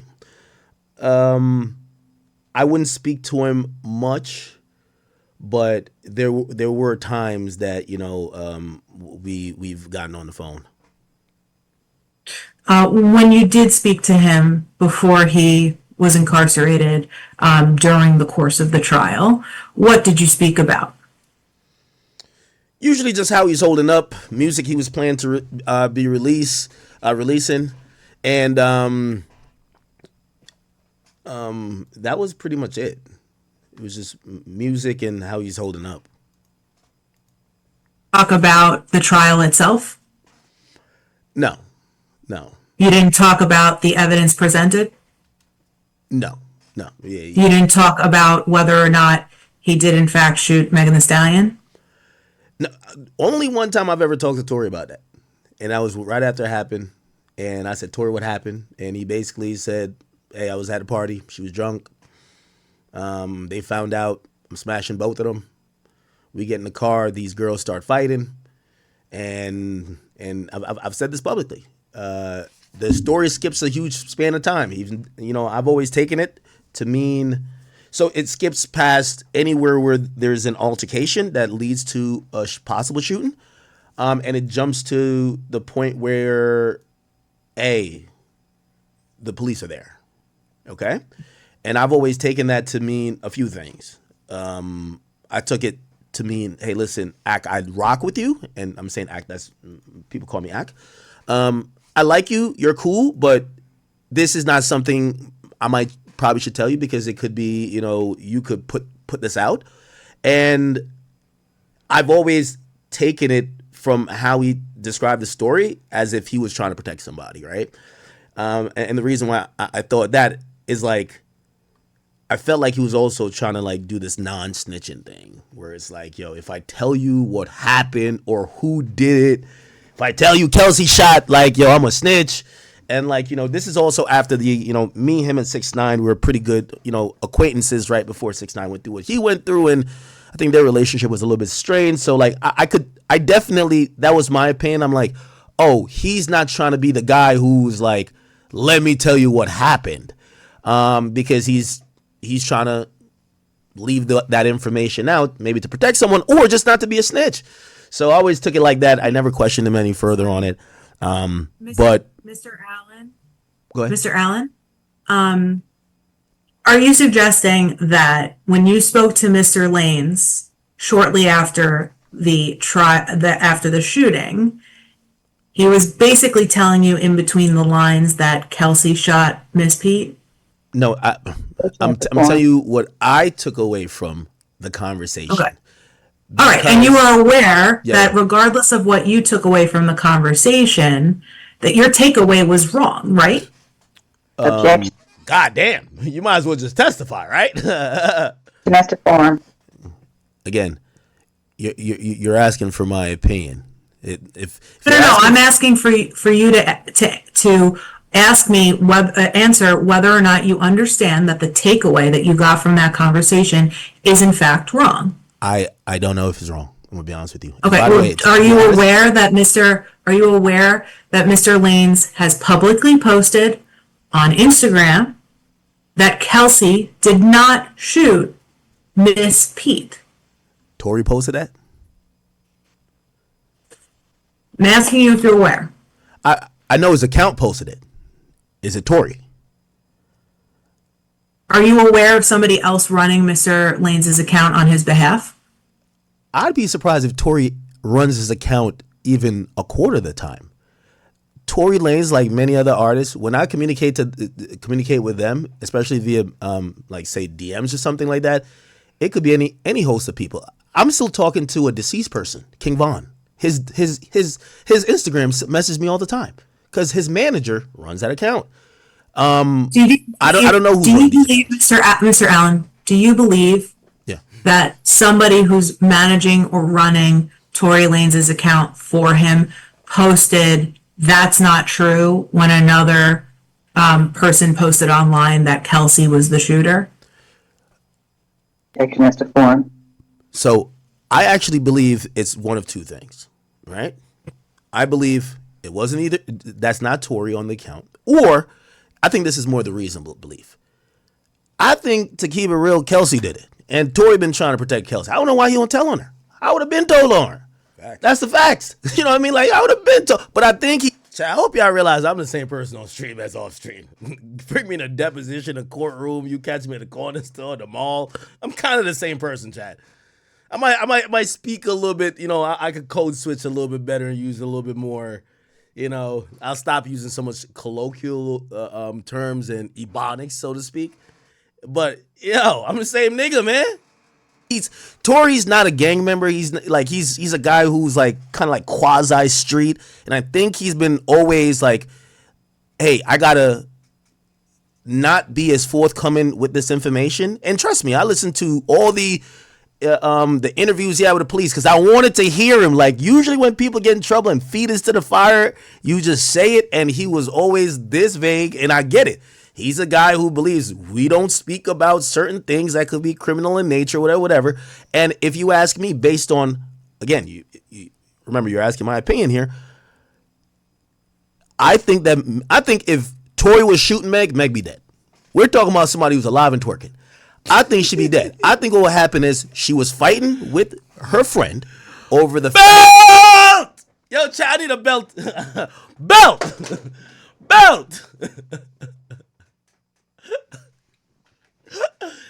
She alive and twerking. What are we talking about? She's alive and twerking. Yo, they're so pissed. She alive and twerking. Chat, am I tripping? Yo, they're so mad, chat. They're so mad. She alive and twerking. I don't know what to say, chat. She alive and twerking. Could be criminal in nature, whatever. And if you ask me, based on, again, you remember you're asking my opinion here. I think if Tory was shooting Meg be dead. We're talking about somebody who's alive and twerking. I think she'd be dead. I think what would happen is she was fighting with her friend over the fact that they were in a triangular relationship. Somehow the gun got into play. If Tory's trying to shoot her, I believe she'd be dead. You're not missing 5 shots. I believe. So I believe what that indicates to me also. Mr. Allen, say again. how exactly do you believe that the firearm just, quote, got into play? There was a gun in the car. If there's a gun in the car, there's an argument. Did it just fall out on its own? Well, somebody took it out. Yeah. Do you believe that it misfired? No. I believe someone shot it. I believe Kelsey was trying to shoot. I think Kelsey was trying to put Meg 6 feet under, and Tory slapped the gun out of her hand. Here's the thing. Legally, it's a conundrum for Tory. This is just my thoughts. You're not supposed to touch a firearm, even if you're playing Captain Save or whatever. You know what I mean? Like you're not supposed to Captain Saver handle a firearm at all. So that can't be his legal defense. Also, if he says she was the one doing the shooting, you look like a snitch. In hip hop, we're done with you. You're like, wait, you just came out and just said this girl did the shooting? Hey, what most rappers do. So, Mr. Allen, just so that I got it straight, you believe this man is doing a 10-year bid for Kelsey when she... Yo, she tight. She mad. You mad. Hold on, Chuck. I got this one.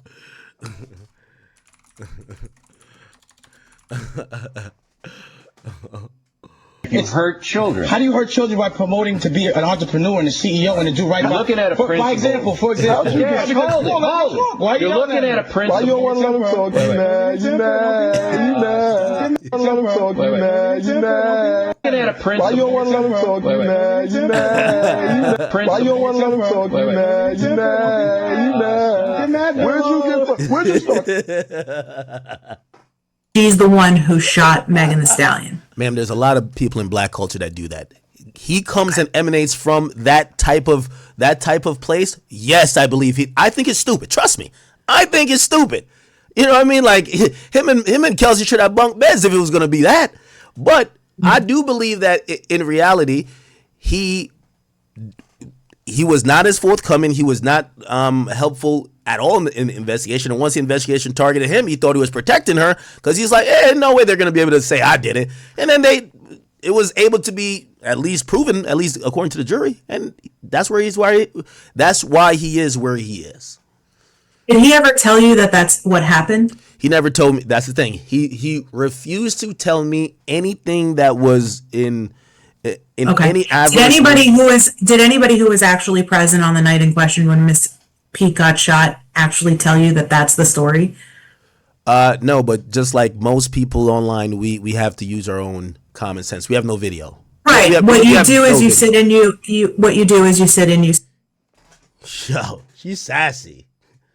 Yo, she's sassy. Speculate, right? Yes, and that's right. So everything that you just said was a whole lot of speculation, right? Absolutely. Okay, because you have no basis in any admissible form to support anything that you just said, right? Yeah, we're speculating. Because it's a total wild goose chase, isn't it? Oh, no. Oh, no. Hold on. I see she's trying to get church up on me. Come on, shorty. I do this for a living. You got to get out of spirit to come fuck with the Dawn over here. Hold on. Let me start cooking. Chat, should I start cooking? All right. Again, you keep doing this thing where you ask me my opinion based on and I'm telling you things that I've substantiated. Well, 12 people said you haven't guilty. Mr. Allen, I'm so sorry. You haven't substantiated a single thing that you said. Okay. And every time every time I have asked you to substantiate it, you have told me, quote, it's just my opinion. So what I'd like to know is, what is your basis to believe all of the things that you've just said? Rhonda, I don't know why you're saying anything when my question is not done. Oh, because you're asking the same question over and over again. Okay. She's sassy. Yo, Roc Nation lawyers are erupting in real time. Rhonda, shut the fuck up. Let me ask this. Whoa, calm it down now. Would you like to wait until I finished asking the question, or do you want to interrupt me so that this goes longer and longer? Mr. Allen. Ask a different question. I'll ask whatever question I deem appropriate, Rhonda. Thank you very much. Object when I deem it appropriate. Thank you very much. Okay. What I would appreciate if you waited until the question was over before you interpose an objection, so that we can work here in a civil way. But I guess you're not really inclined to do that. Mr. Allen.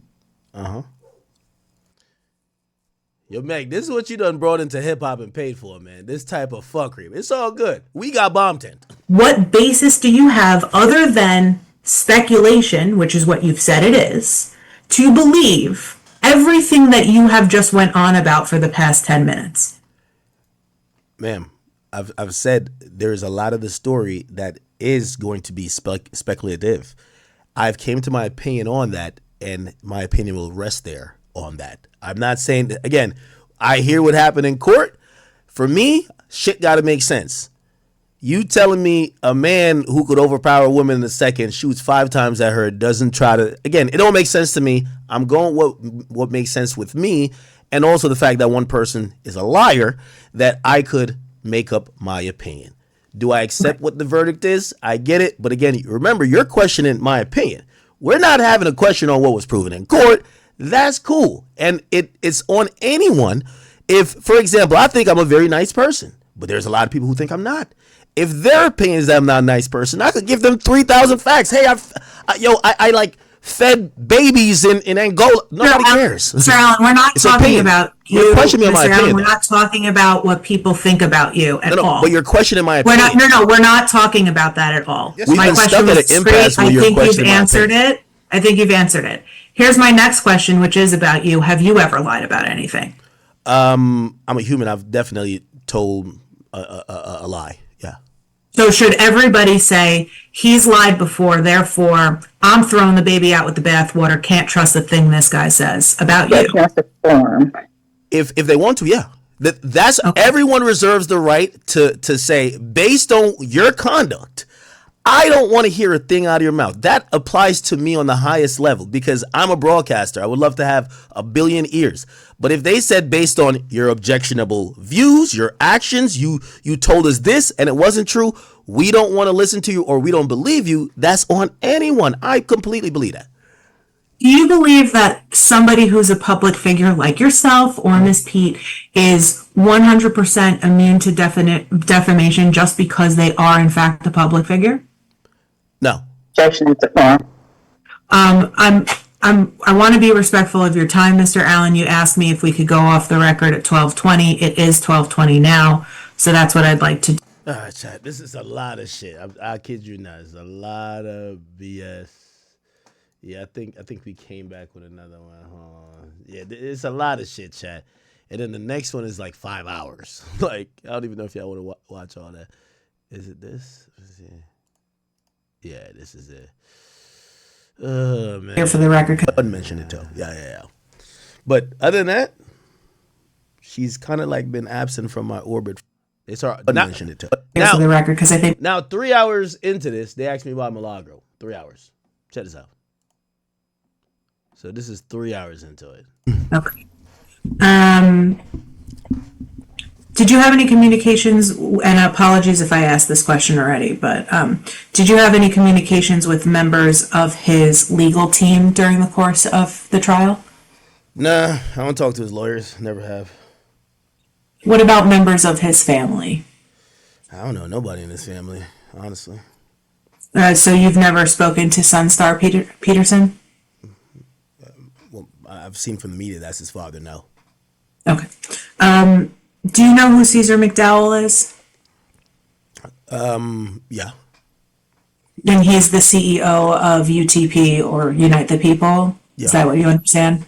To speak to him during the course of Mr. Lanez's criminal trial? No.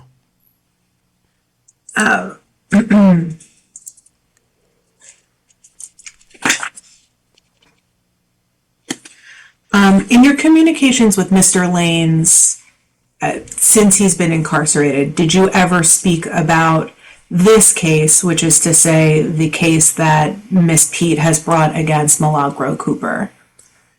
Nah, me and Tory never even spoke about Milagro. That's why I'm so interested why I'm here. You've never had any conversations with him whatsoever Definitely got some essential water in there, chat. about Milagro Cooper? Hell no. Why do you say hell no? Because in the grand scheme of things that he would want my attention for and I would want his attention for, Milagro is like, with all due respect, is just not something we talk about. I don't know their relationship, lack thereof, or how whatever. I'd find it amusing or odd if Tory actually said, "Hey, listen, Milagro." I'd be like, "Huh?" Only time he's ever talked to me about it was before anything ever happened.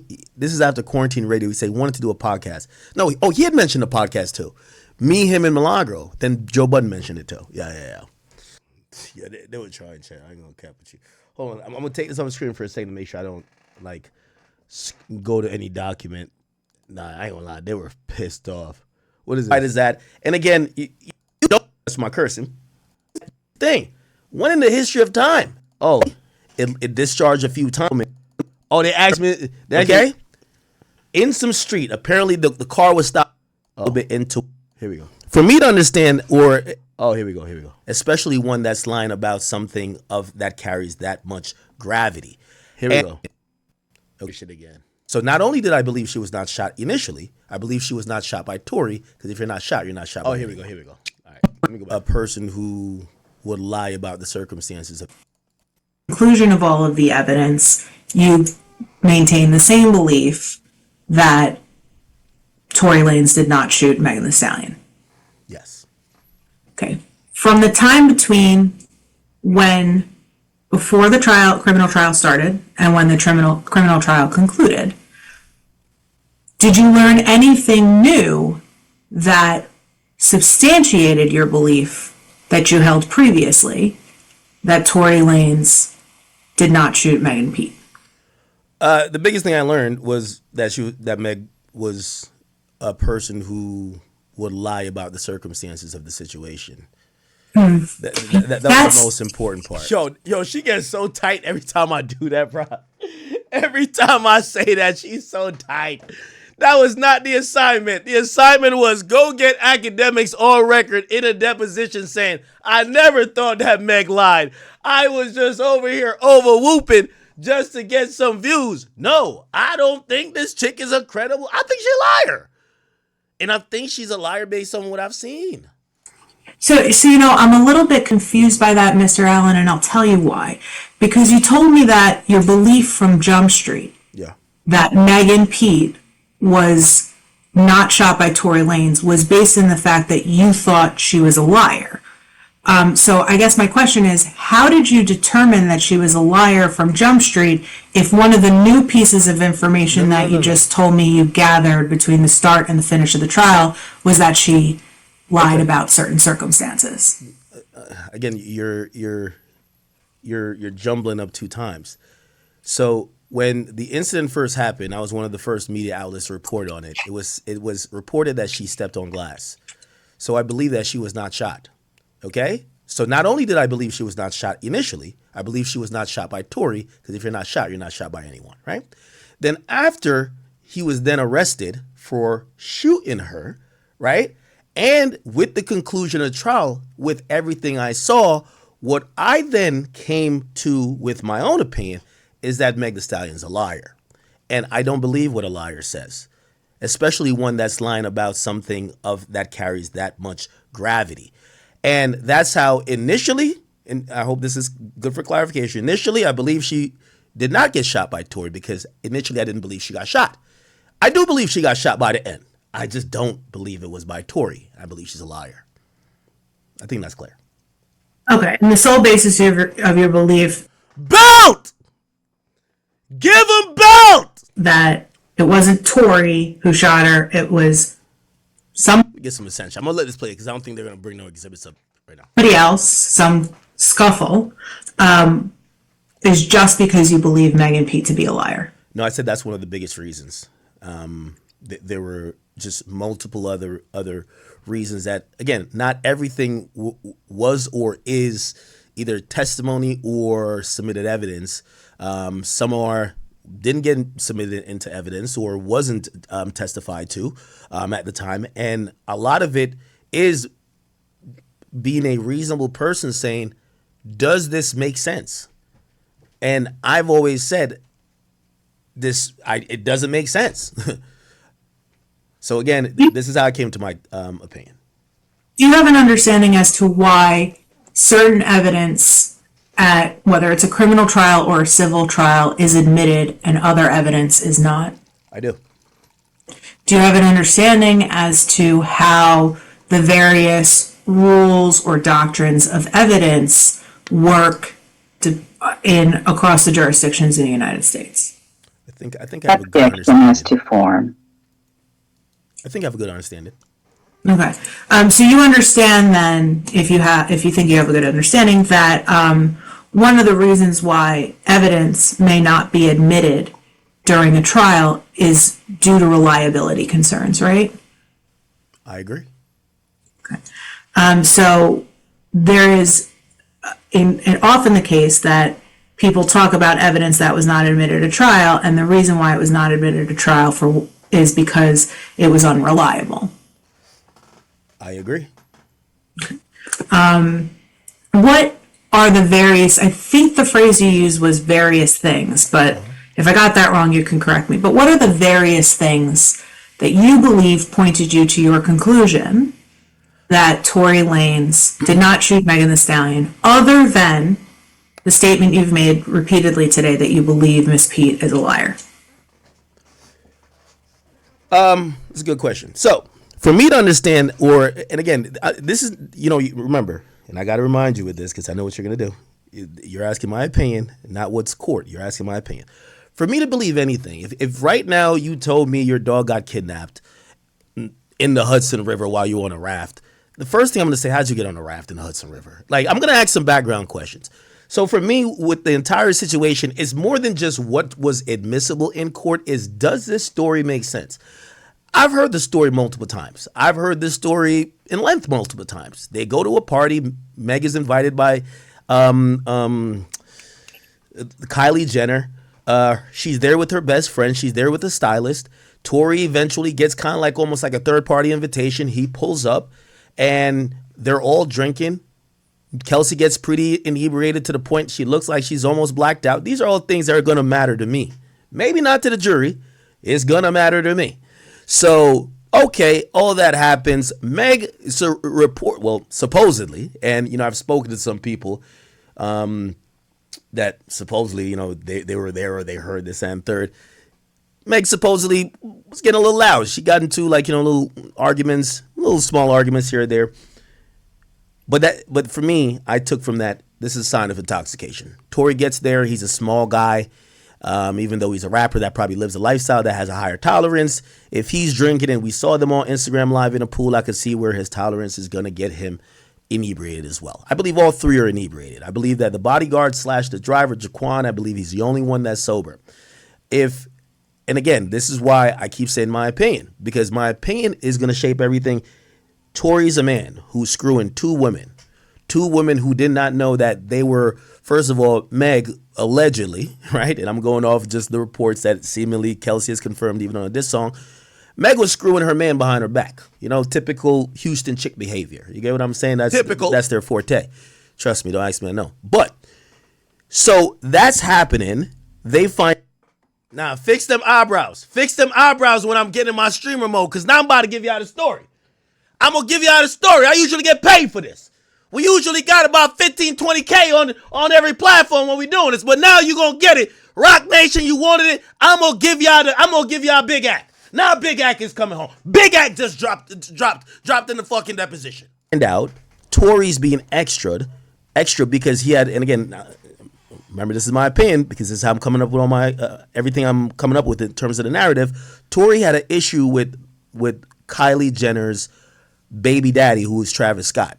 So he wants to still get a one-up. He's there. There's two women he's had sex with. They don't know. He's also doing a lot with another woman because he's thinking about a rap beef. Maybe he could, get a one-up on this guy. Meg calls it out. They get a little bit into it. From what it's even testified in court, Tory, Meg, and I guess really Meg and Tory asked to leave. Okay? It was seen as almost Meg, but whatever. I'll just say the group is asked to leave, right? Somehow they get the intoxicated Kelsey and they all leave. When they all leave, that is the point where it all kicks off. I've been in those situations where, hey, She didn't know that you were doing this with her. It's going to be World War V in that car. So I've never bought the narrative that, oh, this is just she just found out that she's been screwing her man for months. And it's all chill. But until she says to Tory, you're a short guy that doesn't have a really lucrative music career, then he's like, I'm going to shoot you. That car was probably filled with, hey, how long it's been going on? Yo, you not ish. And that's how this story, and all this matters in how I'm going to think about this, because I need to figure out a motive. Why the hell would Tory Lanez, who is a man who I've watched him in situations with other men, where maybe a weapon or other violent means was available to him, why he ain't shoot them? Right? I've seen, like, he's been with many other women. Why he ain't shoot them? What was so special? And, is it the first time he's drank alcohol? Absolutely not. Why he ain't shoot somebody then? So, making it make sense to me in a narrative sense, and for me, I cared a lot more about the narrative than what happened, because the only sober person never talked, and we don't have no clear video, and the audio depicts 3 shots, then a pause and 2. What I've always said, these women are fighting each other, because that's how it happens. When women find out a guy ain't ish, they don't fight the man. They both fight each other. That's how it go down. Okay? Kelsey got all type of marks on her foot. She never was, which, by the way, I think, I always thought Tory's legal team was they were inept. You know what I mean? Maybe you should have got somebody at Quinn Emanuel. Y'all could have probably done a better job. But they should have asked the obvious question. Why the heck is this woman have scratches and marks, and she didn't testify even to the fact saying he dragged, all of these injuries were from him, even though she did admit to some physicality. So what was never brought up in trial that I always thought, based on the narrative, these women were clearly fighting each other. And by the way, I believe Sean Kelly did mention that. Sean Kelly, or one of the witnesses, did mention that they saw 2 women fighting, which was never looked into, but whatever. So 2 women are fighting, okay? In some street. Apparently the car was stopped before because Meg wanted to get out, but she eventually got back in the car. But eventually the car stopped. 2 women are fighting. It doesn't make sense to me that Tory grabs the gun and shoots at one woman 5 times and misses all 5 shots, because at least based on the injuries, right? I do believe she got hit with bullets, but I believe the bullets ricocheted off the pavement. And I don't know if I know he's drunk, but I don't know if he's that bad of a shot. You shoot somebody who couldn't be more than 10 to 20 feet away, you miss 5 times. So what I believe, what most likely would be the issue, who has the most likelihood of wanting to shoot the other woman? Maybe if you put Megan and Kelsey side by side, you'll see that there's a vast difference in size. What I think was happening, Meg was tossing around like a rag doll. And then they were fighting. Again, I'm even open to being wrong on how the gun came into play in terms of who pulled the gun out first, because it was in a car. But I wholeheartedly believe that woman pointed the gun at Meg. And what Tory did, Tory tried to wrestle the gun away. It discharged a few times. Clearly didn't shoot her directly, but it did ricochet off the pavement, and obviously some shrapnel hit her. But still, based on that belief of how I believe that went down, to say that, hey, this dude hopped out after we just found out he's been screwing both of us, and it says dance bitch dance, and just shot me, I'm not believing that. Also, here's the thing. When in the history of time, and again, I'm using a lot of common sense things to make up my opinion, because things got to make sense. You're telling me that Tory does that, tries to execute you on some road in Hollywood, and your best friend doesn't talk to you after that day, or after that incident, y'all fall out? How is that a thing? How is that never explained? So there's so much things that lead me to think, yeah, you'd have to be a really fucked up person. I apologize for my cursing. But so you got to be a really effed up person to watch your friend almost get executed and then sit there and basically don't throw this guy underneath the jail unless maybe there was some culpability that you had. And also, she was granted immunity, or use immunity at least. So again, I have to think that whatever story that, obviously the jury did agree with and they convicted him of, it ain't just as black and white as that. And again, we could play the technicality game all day, where it's like, did Tory have the gun in his, because even in my argument, oh, he's grabbing a gun from her and the gun goes off. If he grabs the gun, technically he's still guilty of the crime. You know, so he has to act like he never did nothing. But common sense, and he's never told me he ever did nothing or not. But it all points to there was a struggle for a gun. Gunshots go off. The woman gets hurt. Y'all think y'all could cover it up. Tory's trolling online. She feels offended, and she flips the script on him. This other chick who thought it was going to go away, she and Meg, their relationship fall out. She gets immunity later.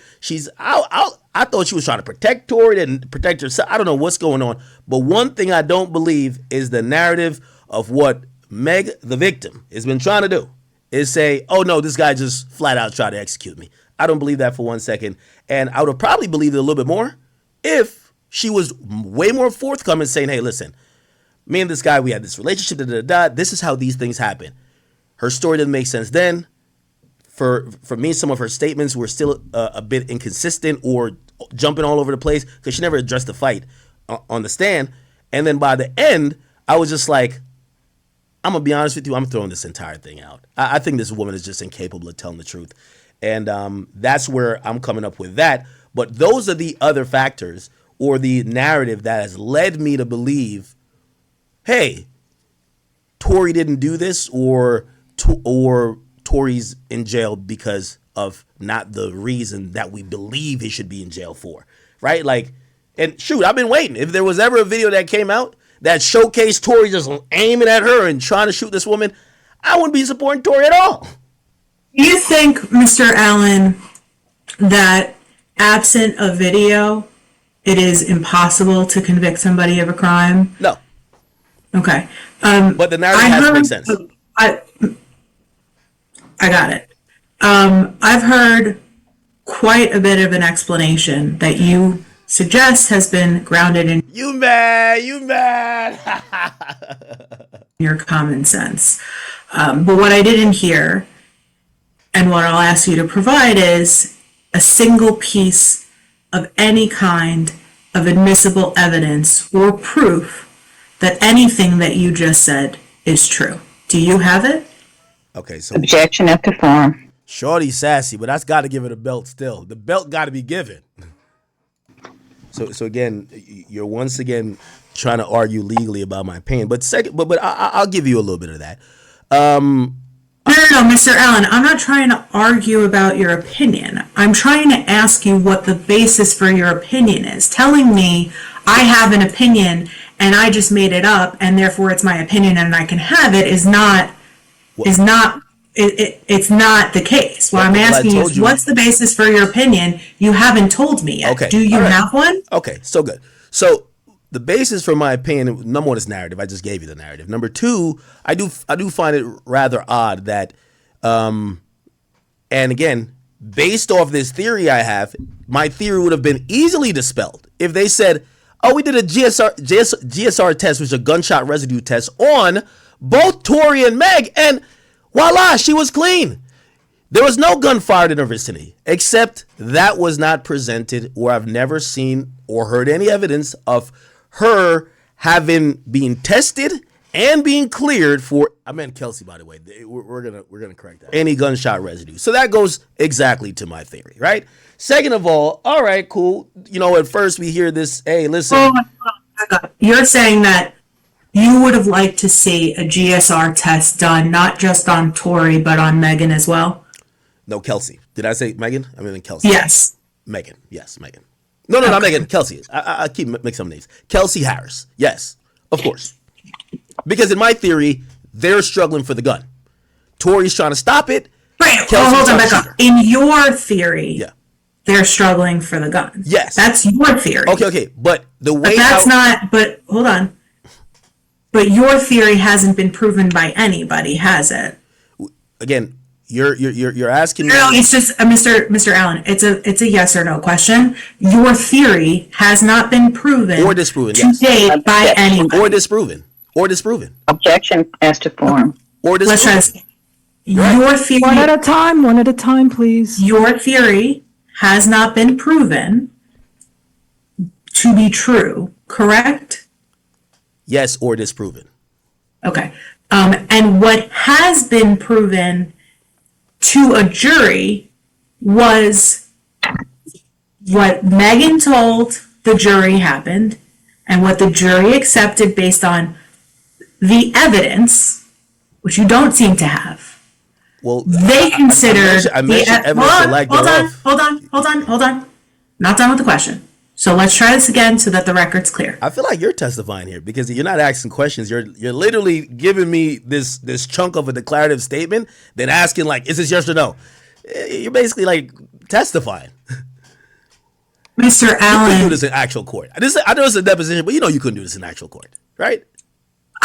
would you like to tell me how to conduct my job? Well, have you done a criminal case? Yes, I have. But here's what I would like to say to you. I will be able to ask you whatever questions I deem appropriate, and I ask that you respond to them. And I also ask that you not tell me how to do my job. Do you think you can handle that? Well, if you want to ask the same question over and over, sure. I guess we're wasting our time. So let's actually try. I have one thing to say too. Right. Can you pause a little bit so if I want to object, I can put my objection in and then you can speak when you answer one of her questions. Thank you. Yo, Meg, keep sending them lawyers, man. We gonna send them back on a nice stream embarrassed. Meg, I wasn't even talking about you for the longest. I ain't gonna lie. You look stupid and like a liar after you got your little bird brain attorneys running up here. And by the way, Desiree Perez, I don't know if you want to smoke with me. Actually, I don't really want to smoke with you because you're too powerful. But Shorty, I don't got no problem with you. It seemed like you got some interest on this. Desiree, I'm gonna give you a little olive branch. I think you are upset that, and it's not me doing it, that Grant and them be posting your daughter shit.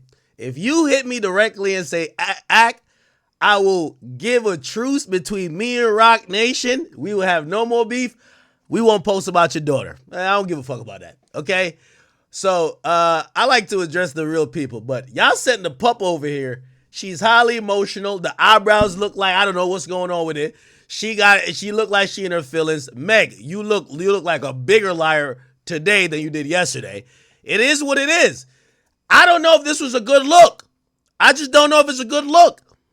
By the way, all these lawsuits being filed on behalf of Meg is trying to create, it's a fear-mongering tactic to try to tell bloggers, speak nicely of her or else you're going to get sued. Well, I don't know why you would want to act in the deposition because I'm going to sit here and argue with you, make content about it, and even if you sue me, I'm going to make content about everything with that because we got to pay them legal fees, okay? I get it. You get the Three Stooges or whoever the fuck you got at Quinn Emanuel down to just because I guess you got him on whatever retainer down to file any type of frivolous suit. But Meg, if you don't realize by now this was a bad look, you're dumber than I thought you were. This was a bad fucking look. But okay, it's all good. Sure. So we've established that your theory. Also, if you're going to get attorneys, get the ones that's not emotional. Get the ones that's not emotional. You got to get the ones that not emotional. Your narrative that you've just explained, Mr. Allen, has not yet been proven, right? Yes. Okay. But there is a story that has been proven, correct? Objection as to form. No. Okay. So you don't believe that there is an explanation of the events that happened on July 12th, 2020 that has been proven to be true? I know he was found guilty of, but the story, we don't know what happened. I mean, No. you could bring me through the details because I don't know what happened. You know? You would agree with me that a jury of 12 disagrees with you about whether or not we know what happened that night, right? Objection as to form. A jury of 12 agrees that Tory shot her. That's all. Like, there's no agree with. No, that's all they say. That's all they said. I feel like you're putting words in a jury's mouth. A verdict doesn't mean they agree with everything. It's what was alleged. Did he shoot her? Yes, the jury agrees with that. But everything else you're trying to lump in it, no. And for me, it's much Sir, larger than that. Sir Allen, let me understand this correctly. You fundamentally disagree with what the jury determined, right? Yes. Okay. Yeah, So I agree with it. Your explanation that you say supports your disagreement with the jury's determination Yeah. has not been proven, right? Okay. Okay. But the jury accepted an explanation of events that occurred that night, which resulted in the jury finding, contrary to you, that Mr. Lanez shot Megan Thee Stallion, correct? They found that Objection as to form. in their opinion, they did believe that he shot her. Yes. Okay. I think earlier we talked about an individual by the name of Caesar McDowell. Do you remember me asking you questions about him? Yeah. Okay. When is the last time that you spoke to Mr. McDowell? Never spoken to this guy. Have you ever been in communication with him ever? He's emailed me documents and briefs that I guess they filed on behalf of Tory. And yeah, but I'm a press outlet. I get those emails from PR people all the time, but there's no, hey, send me this, or hey, let's talk about this. He sent it to me like he would probably send to Hip Hop DX. He would probably send to Double XL or whoever else. So it's an email that's not responded to. What exactly did he email you? Hey, this was filed today in court. PDF. So did he only send you documents that were filed in court during the criminal trial? No. Well, I've only known about this guy in the appeal, so I don't know if he was around in the criminal trial. So in them putting up their, briefs in the appellate stage, they have said, "Hey, listen, we filed this because I used to be one of the content creators who would try to get these documents to fully break down, rather than going off what either Variety said or TMZ. I wanted to read the whole thing."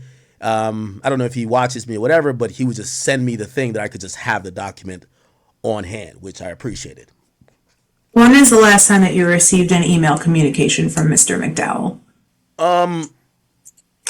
I believe probably it was around the time of that press conference. I think we had got like some either a declaration and there was another filing that was associated with the declaration of Quan, I believe. But yeah, I had gotten those documents.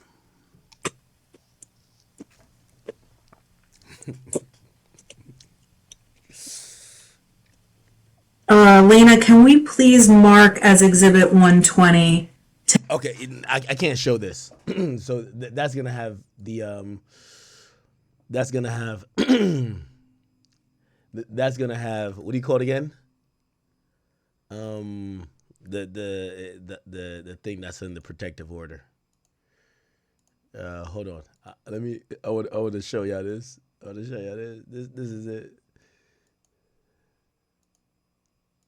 Oh yeah, hold on. Shit.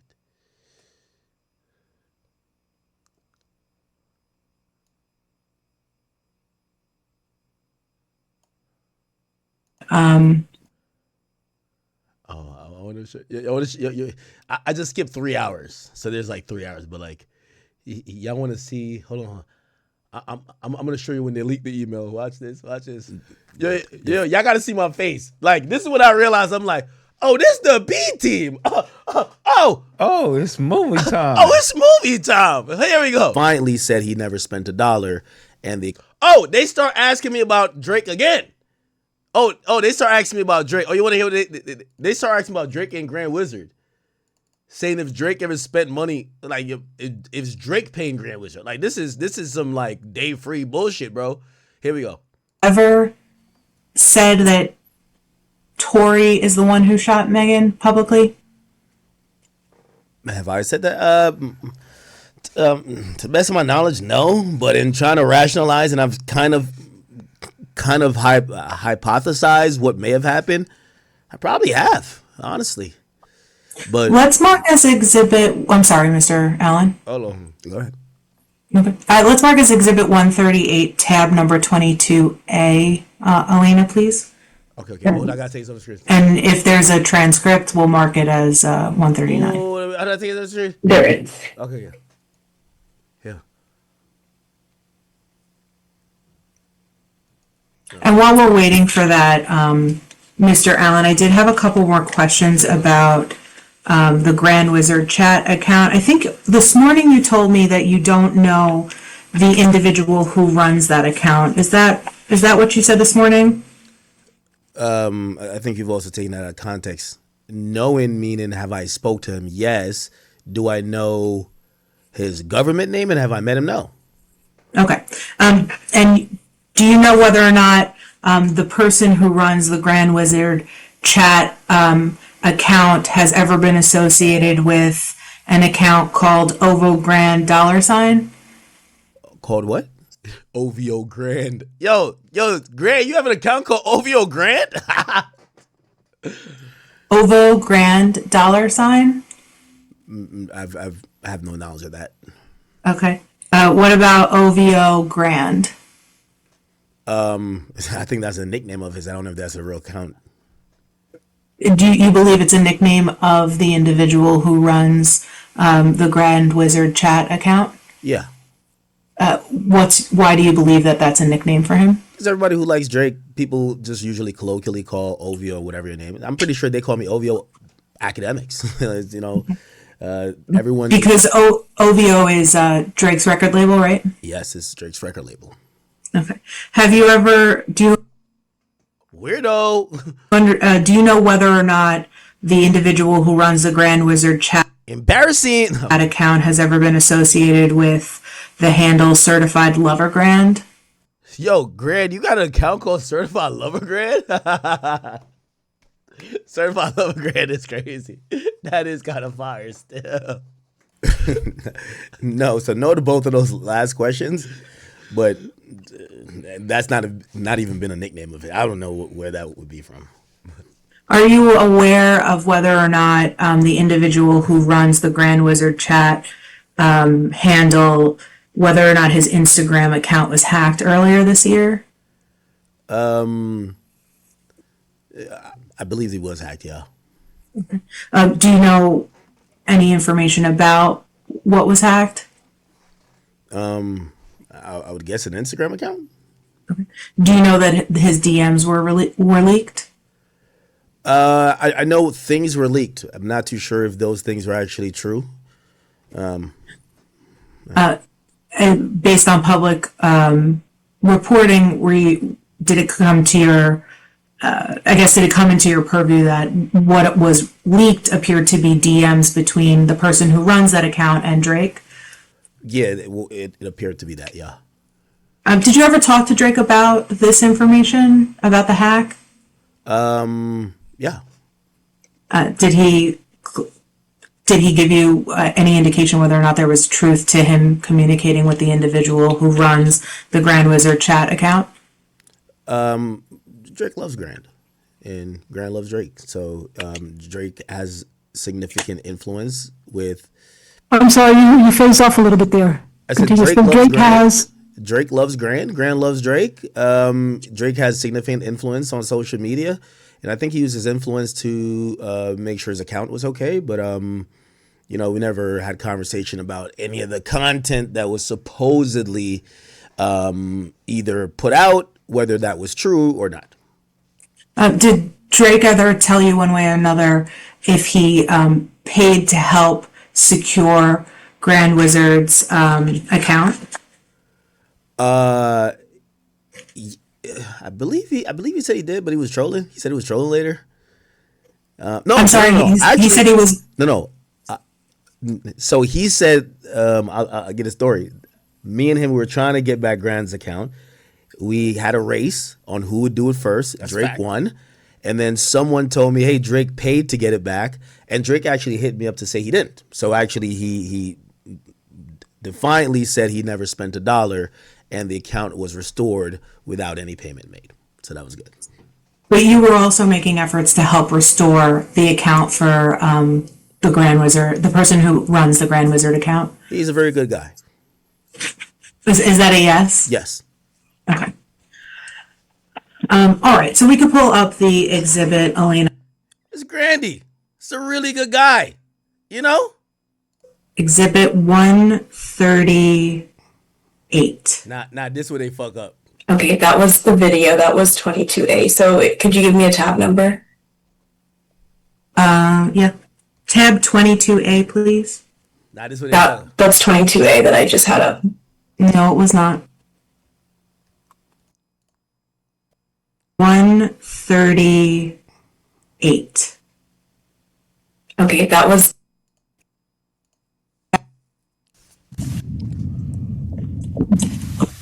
Oh. So this is the first fuck up they did. Here we go. You know I'm here for it.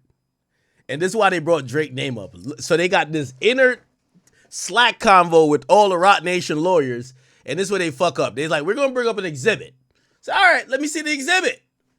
Now, the only reason I'm showing this is because it's not an exhibit. This is actually their Slack where the Roc Nation lawyers are talking about Drake and OVO. Here we go. You know.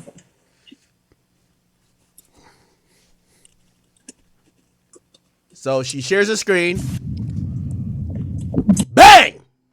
Here we go. So FYI, so no one wastes their time, this video is not useful for deposition, just funny. I don't know what video this is. And then Julian says, LOL, LOL. Atlanta says, just dropping this in case useful later. Damn, Atlanta, you was my girl. Said, this is DJ Akademiks' testimony about the DNA tweet. Okay. And then Julian says, OVO. Why you spell OVO like that? What? What? Yo, y'all plotting on me and the boy? Yo, what's good with y'all? That's not it, Elena. You hear me? you hear me? Oh, it's movie time. Oh, it's movie time. Oh, the lawyers are fucking up. Oh, it's movie time. Wait. Oh, it's movie time. Oh, it's movie time. Oh, it's movie time. Thank you. Y'all came for info from me, and y'all wanted info from me, but y'all gave info to me. Not a problem.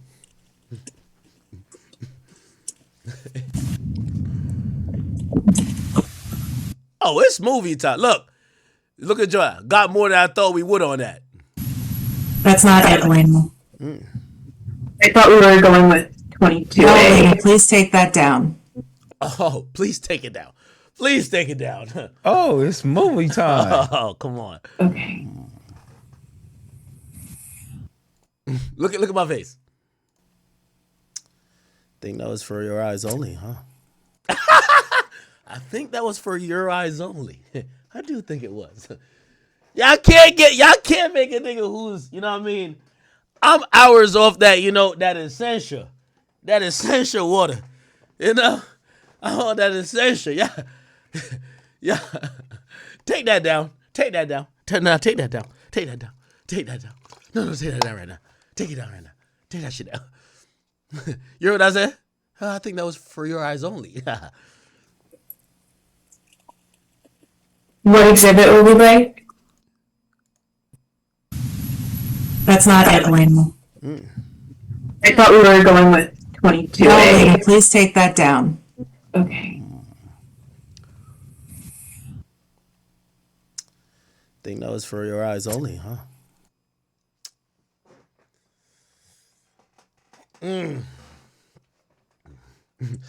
Yo, chat, you know when you got a backdoor the back door? Chat, one in the chat if you've ever had to install a backdoor for the backdoor. Oh, man. Oh, you got a backdoor the backdoor. You got a backdoor the backdoor. It's all good. It's all good. Here we go. Now, she gets mad at Elena. What exhibit will we break? Exhibit 138. Hilarious.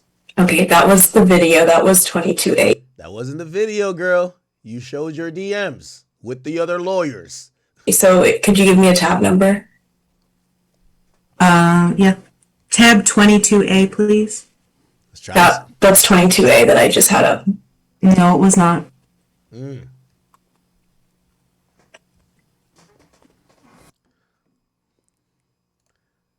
Do not fire the black girl, please. I like her. I like her. Even though you campaign against me right now, Elena, you know, like, I know you're doing it for your job. You're not one of these serpents. Okay? It's okay, girl.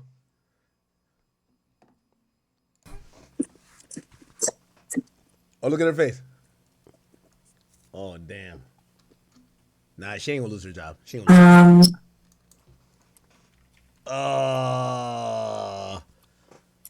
Nah, she panicking. I don't want to put it back up, but that's what I have is 22A. She panicking. Okay, please pull 22A. Hey. I'll do it. Hey, Quinn Emanuel, if y'all fire her, I'm claiming y'all racist. Y'all racist. Got backdoor to backdoor.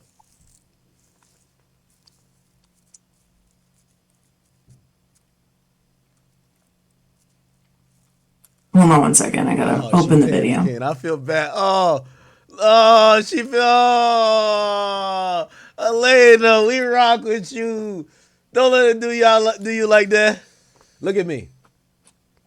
I'm thinking I might have to hire her, man. Look at this little smirk on my face. Oh, duh.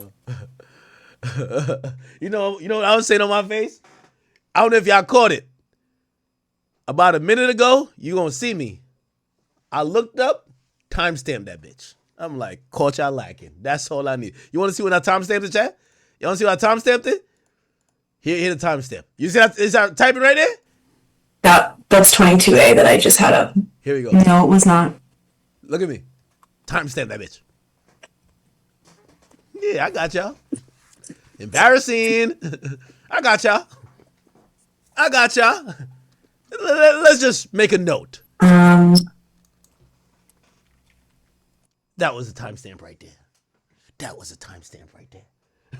Oh, it's movie time.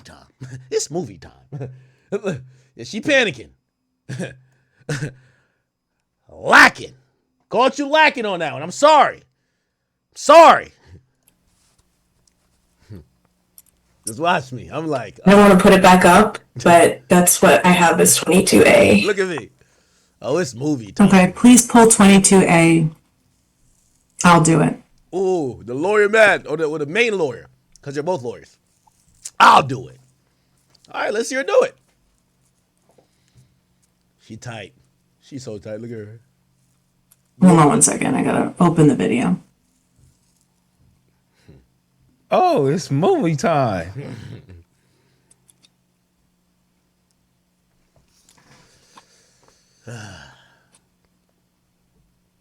Okay. We got content. Okay. I'll sit here with y'all. Oh, okay. Let me take it off for a second. Okay. I'm not going to show you what the video they were trying to play. Even though this is a publicly available video, I ain't going to lie. It was an Instagram live or something. But you going to fuck up. Because we can't hear the audio. I'm just pausing it for a second because I want to test if you can actually hear it, Mr. Allen. No audio. No audio? You can't hear it? No audio.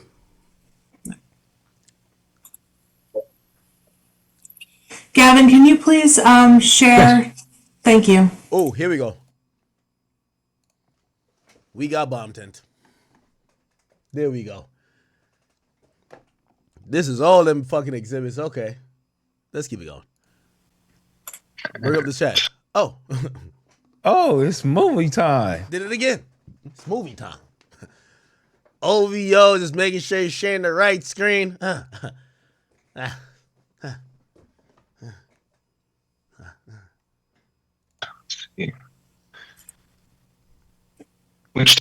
She panicking up here again because she's like, bitch, you're doing the same thing I did. You know, I'm up here. You see me with the head tilted to the side. That's my dog's Pluto favorite thing when he's trying to understand what the fuck going on. What the hell? When Pluto looking to see what the fuck going on, I don't know why he do this. He tilt his head like this. So you see me go like this. I'm like my dog.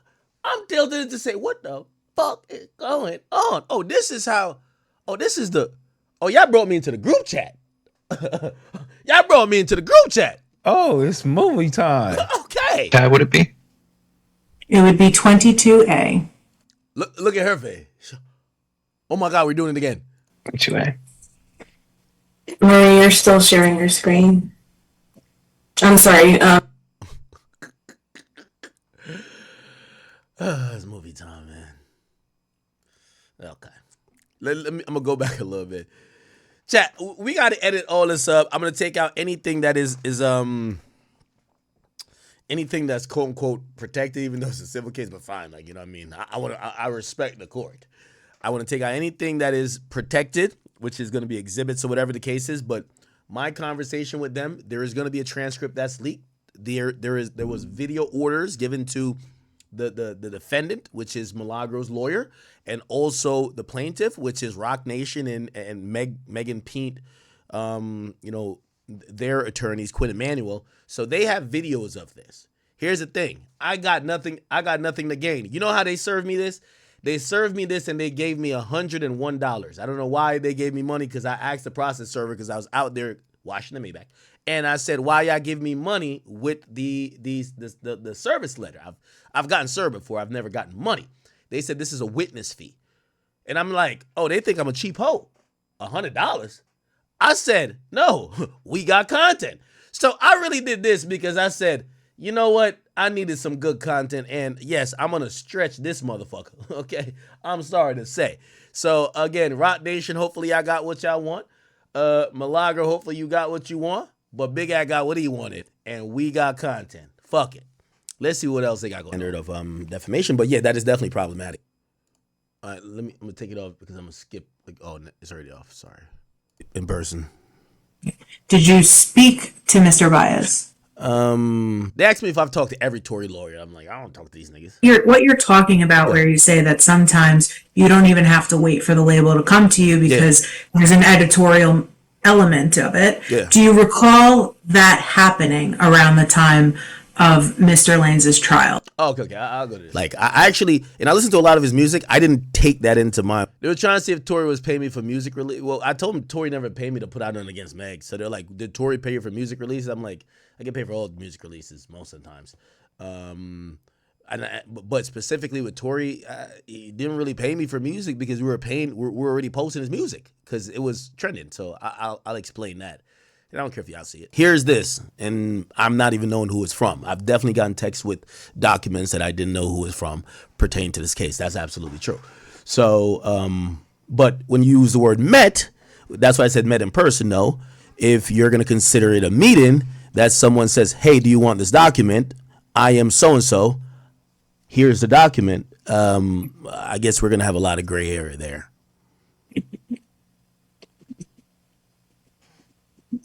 Okay. Do you know does the name Ed Wellburn sound familiar to you? Do you have a stage name? Like, these names you're mentioning, I've never heard a day in my life. If I tell this person is an attorney, so I don't no. think he goes by a stage name. No, I've never heard of him.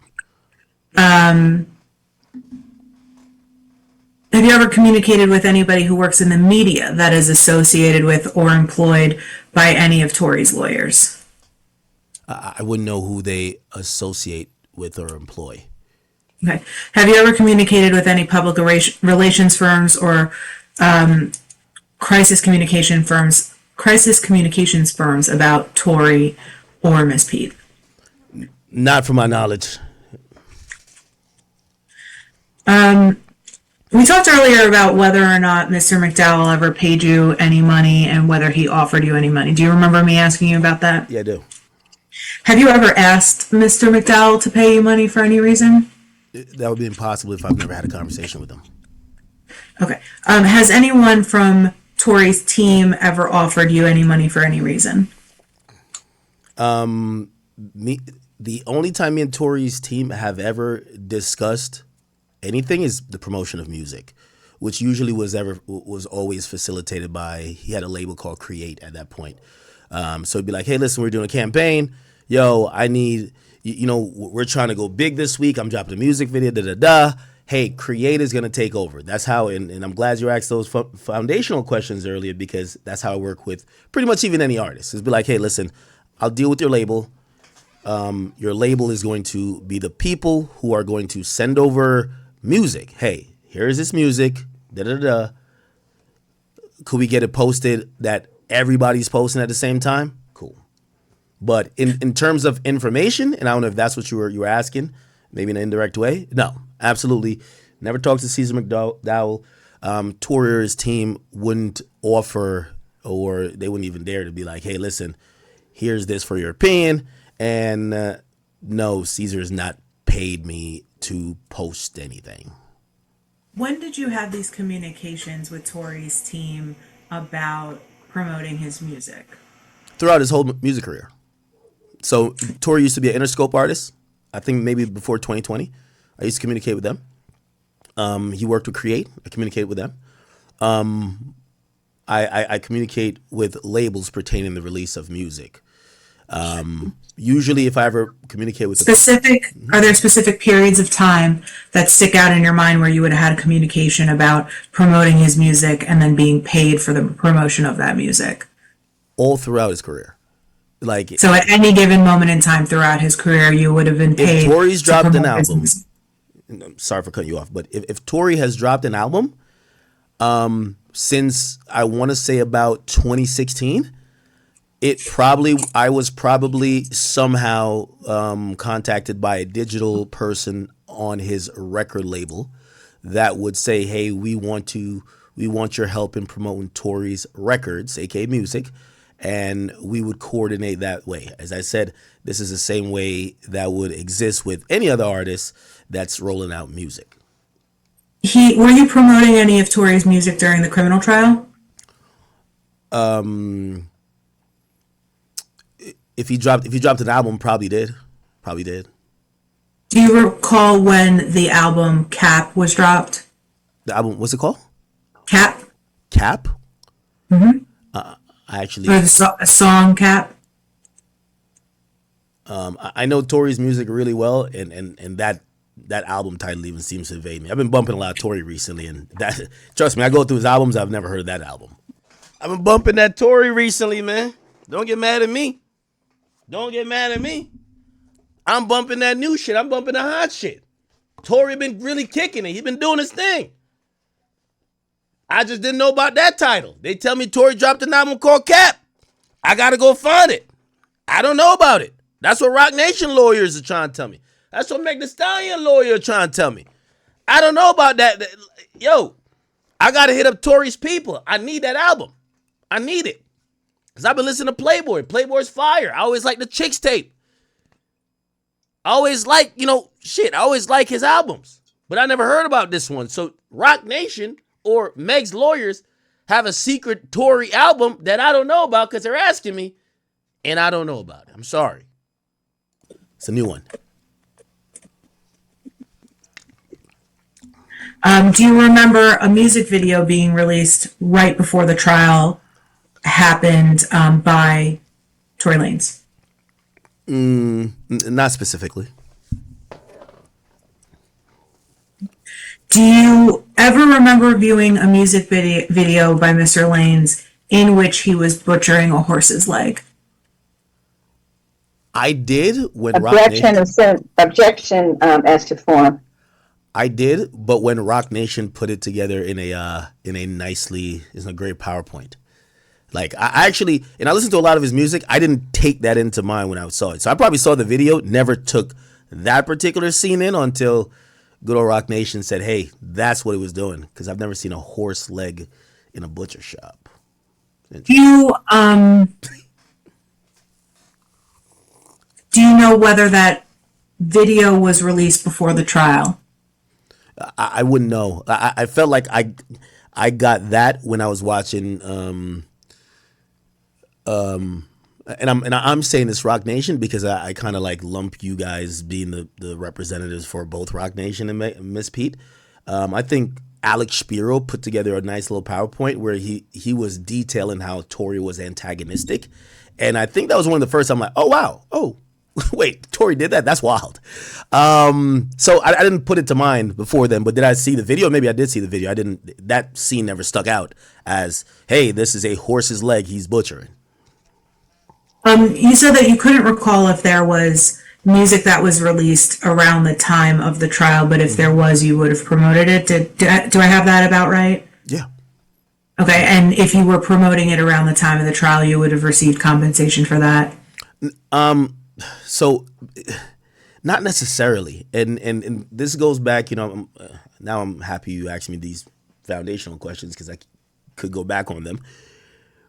What happens is when an artist is already in the news, like for example, if Tory is on trial and he drops a music video that becomes not only just music that's just promotional, it becomes newsworthy and something that editorially we could post, we're probably going to post it before a music team comes to us to try to have us post it. Because if we're like, hey, he's taking shots at so-and-so and so, we're not going to be like, hey, we're not posting until they come to us with a budget. We're going to post it most likely already just for the engagement. Hey, Tory's talking crazy.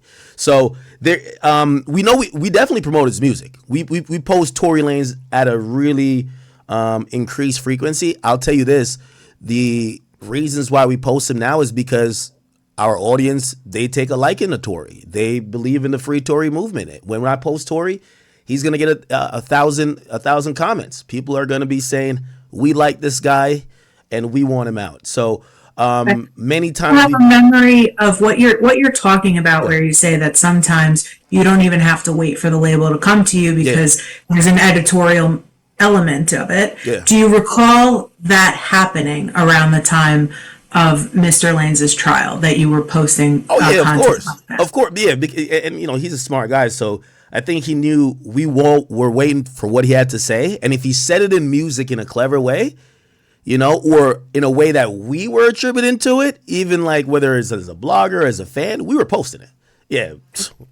Have you ever asked Tory or any members of his team outside the context of his label to pay you for any reason whatsoever? Unless no. Well, so if I went to your banks and I subpoenaed records from your banks or any other financial institution in which you exchange money with other individuals, I won't see anybody with the last name Peterson or anybody associated with Tory on those records, right? There's never been a Peterson in my bank account. There's never been a Peterson in my bank account. I've never gotten money from Tory. Again, it becomes a gray area because Tory was independent for a while.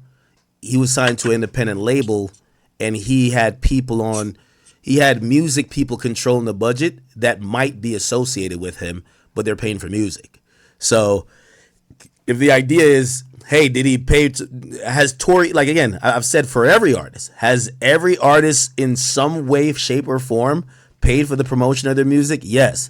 Now, if we're talking about, so I wouldn't unequivocally say he's never paid for music to go up. What I will say, he's never paid for an opinion, and he definitely hasn't paid for, hey, post this information to, I don't know, anything non-music related. Everything we do with Tory, any business we're doing is music.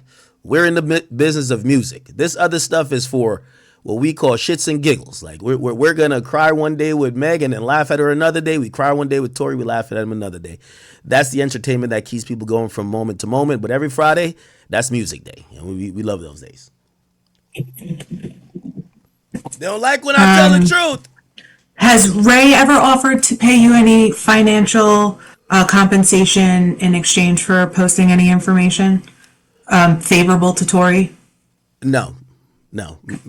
Have you ever asked Ray to pay you any sort of compensation, whether it's money, something over Zelle, whether it's any other thing for value, cryptocurrency, something like that? Ray's a music guy. So usually we have done business, actually a lot of business that has nothing to do with Tory, but it's always been business that is about music. Hey, there's this guy who wants this look. Could we help with him? Hey, could we consult? Yeah, me and him have done business, not the business of post this Tory information. Okay. I think you said that you met Miss Cooper for the first time when I did the podcast with her in Miami. Yes. I didn't hear you. I didn't hear the answer. Hold on. He said when he did the podcast with her. All right. So let's back up so we have a clear record and the court reporter can get both of what we're saying. And I'll just remind you, Mr. Allen, I know sometimes I pause, but just wait until I finish the question so that she gets both of us correctly. When did you first meet Miss Cooper? Please remind me. The time we did the podcast. When was that approximately? I couldn't tell you at this point. Was it in December 2022, 2021? All right. So I'm going to skip past this. I'm going to take it off screen, and I'll tell you what happens. They're going to show DM messages between me and Milagro where we were setting up that interview. And because that's supposedly evidence, I'm just not going to show you guys, all right? Chat, I don't want to drag it too much. I'm trying to see if there's any. Oh, you want to see when I posted in the deposition? Gangsta. Sort of messaging. Gangsta, nigga. Reporting on what she. Gangsta. Here we go. Well, I said spies. Wait, hold on. Here we go. You ready? Try and refrain from that during the course of the day.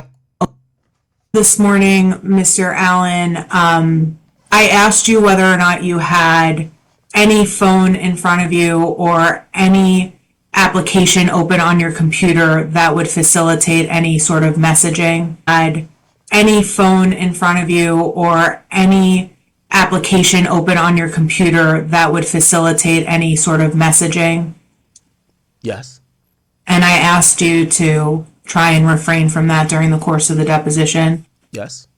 Okay. Do you believe that posting on social media is a form of messaging? Not mentioning an individual. Okay. Elena, can we mark as Exhibit 120? Okay, so they showed this. One of the. Here we go. You posted on your Instagram account during the course of this deposition? Yeah, definitely during the break. Yes. Okay. During the break. Which break was that? One of the breaks or lunch or one of the times.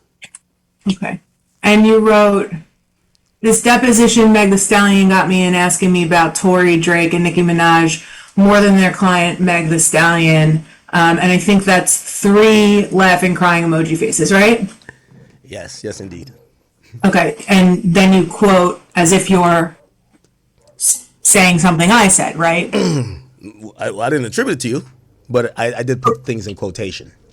Right, but you put it in quotations to suggest as if these are the questions you're being asked, right? I didn't. You're putting words in my mouth at that point. Okay, so then why don't you tell me what the purpose of you putting quotes in your Instagram account around these phrases was? Yeah, because I wanted people to understand the subject matter I was being questioned on. Is Drake paying you? Is Nicki paying blogs? Who is this Grand Wizard guy? And is Tory sending you money on Cash App? Actually, I meant to put a couple more things to I don't know what you out think. So just so that I get it clear, we had a whole conversation this morning about how there are aspects of this deposition that may be kept confidential, and you couldn't even wait until the deposition was over before you started posting about it on social media? Well, I mean, y'all even invite me to a deposition. It's a yes or no question. Oh, sure. Yeah, sure. Okay. And so what you wrote here was, quote, you sure Drake ain't paying you. Wait, right? That's the first thing? By the way, let me pause because, again, she's trying to overtalk me like she does frequently. The conversation we had at the beginning, and I could go to it. It's in another video. We had it probably at 10:30 in the morning. This is around like probably 3:30, so 5 hours later. The conversation we had, she said, I'm going to show you things that are privied and they're actually they're stipulated to a court order of protection. Do you know what that means? I said, I do know what that means. She says, some of these things, I will let you know what they are. These things are going to be protected. They should not, and the court requires them not to be shared on social media. By the way, I could tell you now, I haven't shown none of that on here. Okay? She then says, hey, I know you're at your place of residence. This is not my first deposition. I've been to others before. She says, "Are you alone?" I say, "I'm alone." She said, "Do you have your phone in front of you?" At the moment, I did not have my phone in front of me. I said, "No." She then says, "Do you have any recording device or blah, blah, blah that's in the room?" I said, "Of course I do. Everything I do in my house is recorded. I have a surveillance camera up there. I have 2 cameras there. They record everything that happens in here, really for my safety." She said, "Do you plan to publish anything that will be," and I could go back to that conversation. "Do you plan to publish anything that is going to be in this deposition?" I said, "I absolutely will be speaking about this online because I am a public person and my life is of public interest. I'll be speaking about everything you guys are asking, except the things you guys say in terms of the protected, like I'm not going to tell you what messages or whatever it was, but it was very clear I'm finna go talk about y'all asses. It is what it is. It is what it is. So they're confronting me about this, but it is what it is. You know what I mean? And by the way, I'm staying here in saying that I don't believe I violated any rules because after being told about what is under a protective order, and this by the way, the what do you call it again? This deposition is not under a protective order. Okay, I want to be very clear. This deposition is not under protective order. There's certain things that are exchanged between parties in discovery, like text messages. That is. There will be a public viewing of what the person typed. There'll be a public viewing of the transcript. It's all good. I'm just not gonna let people read it. I will let people see it. And by the way, they got the video too. Here's the thing. If I look like an asshole and I look like I was a liar, you know what they would do? Anonymously leak the video. They would leak the video like, look, this y'all hero, right? This is Akademiks. He talk all big and bad online. Look at him copping it. That's what they would do.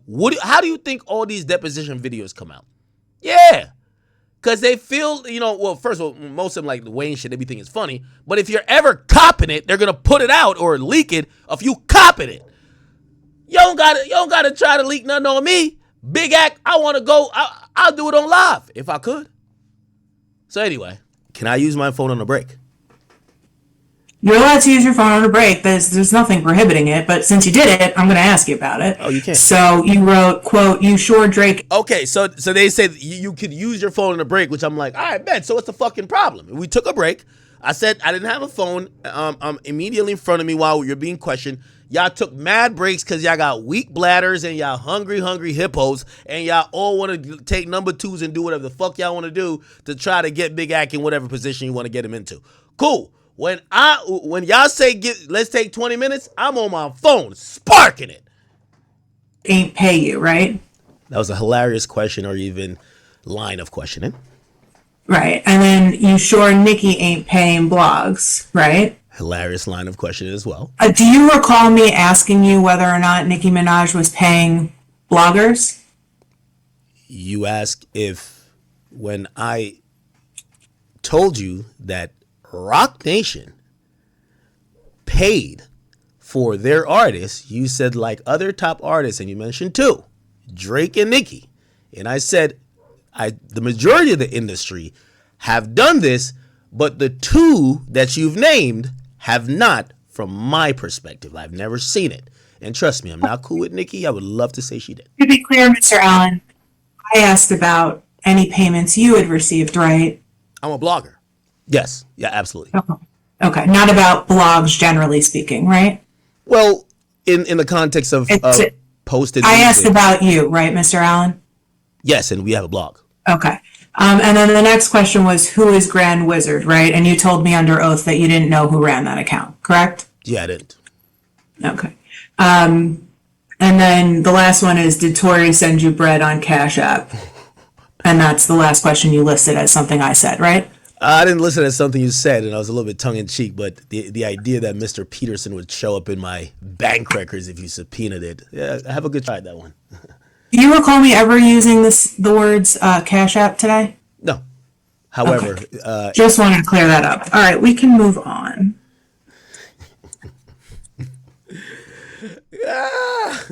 Sassy. I love it. I love it. Oh man. Hold on. Let me see. Did Miss Cooper ever tell you that she had spoken to Tory about what happened on the night of July 12th, 2020? No. Do you know who King Noir is? Who? Say it. King Noir? Who the fuck are these people? Doesn't bring a bell. You spell that, counsel? Sorry. Noir King. NOIRKING. Doesn't ring a bell. Okay. What about Amiel Holland Briggs? Doesn't ring a bell. Are these names like stage names? It's an individual's name. Okay. Amiel Holland Briggs is an individual's name. You don't recognize it? No. Okay, I'll represent to you that Mr. Holland Briggs was a content moderator for Miss Cooper. Were you aware that she had a content moderator? Oh, okay. I'm gonna skip past this because they revealed something that the dude said. She never told me if it's under a protective order, so, but I don't care to put that out. Let's see. It was public, right? Yeah, she just keep arguing with me, bro. Both talk. I think she want to go out with me on a date. She just gotta we gotta get her to a hairstylist, and them eyebrows we gotta do something with. You feel what I'm saying? And then like we gotta get some more light in the room she's at, and we gotta do her up a little bit better. You feel me? And it might be a touch of Ozempic. You feel me? But it's all good. You know what I mean? We both can't be big in this relationship. That's all I always say. But I don't know what she got going on, bro. But I like the fact that she loved to argue with me. You feel me? Took to social media to talk about the DNA report. Do you recall that? Oh, so then they asked me who gave me what was this? I don't know what she did on that day. I did go to social media at a point. I don't know what particular day. Okay. And I'll save you from that. So she gets upset when she says, "Who gave you the info about the DNA that you tweeted about Tory Lanez DNA not being found?" By the way, the real information was that it was inconclusive. Who gave you that information? Honestly, in the chat, I love y'all. I told them I was standing on business, so I said I would not tell them. I'll tell y'all. I really didn't remember. She claimed I remembered, and I was like, "How you know I remembered?" And she was like, "I'm gonna talk to the judge. I'm gonna force the judge. I'm gonna have the judge force you to reveal." And that's because at first I said, "Well, listen, I'm gonna be honest with you. I run a media company, and under the vague of journalism, I'm gonna protect my sources." And they're like, "Well, we're gonna try to force you to tell it." And then I was like, "Well, I'll tell you anyway now. I don't remember who it was. It was it was like some random anonymous person. I don't know. I don't remember who told me that. I don't know about that. But she was really on it. So she took a 30-minute break to go talk to the judge. I was like, okay. And yeah, it's a couple more things, but we could wrap it here, chat. I'm gonna edit all this down, take out all the things that was not meant to be shown. There are phone numbers and other things that I'm glad that even though me skipping around, we've avoided. But yeah, there was a bunch of stuff that, I could understand, people's privacy and court orders. And, even on this thing, they confirm my number and other things about me. So it's okay. So, we want to respect the court's process. But I do want to say, Meg Thee Stallion, you're fucking embarrassing. You're fucking embarrassing. If this is what you're doing, you're fucking embarrassing. And Jay-Z, Roc Nation, and even Desiree Perez, this is what y'all want to hang y'all hat on.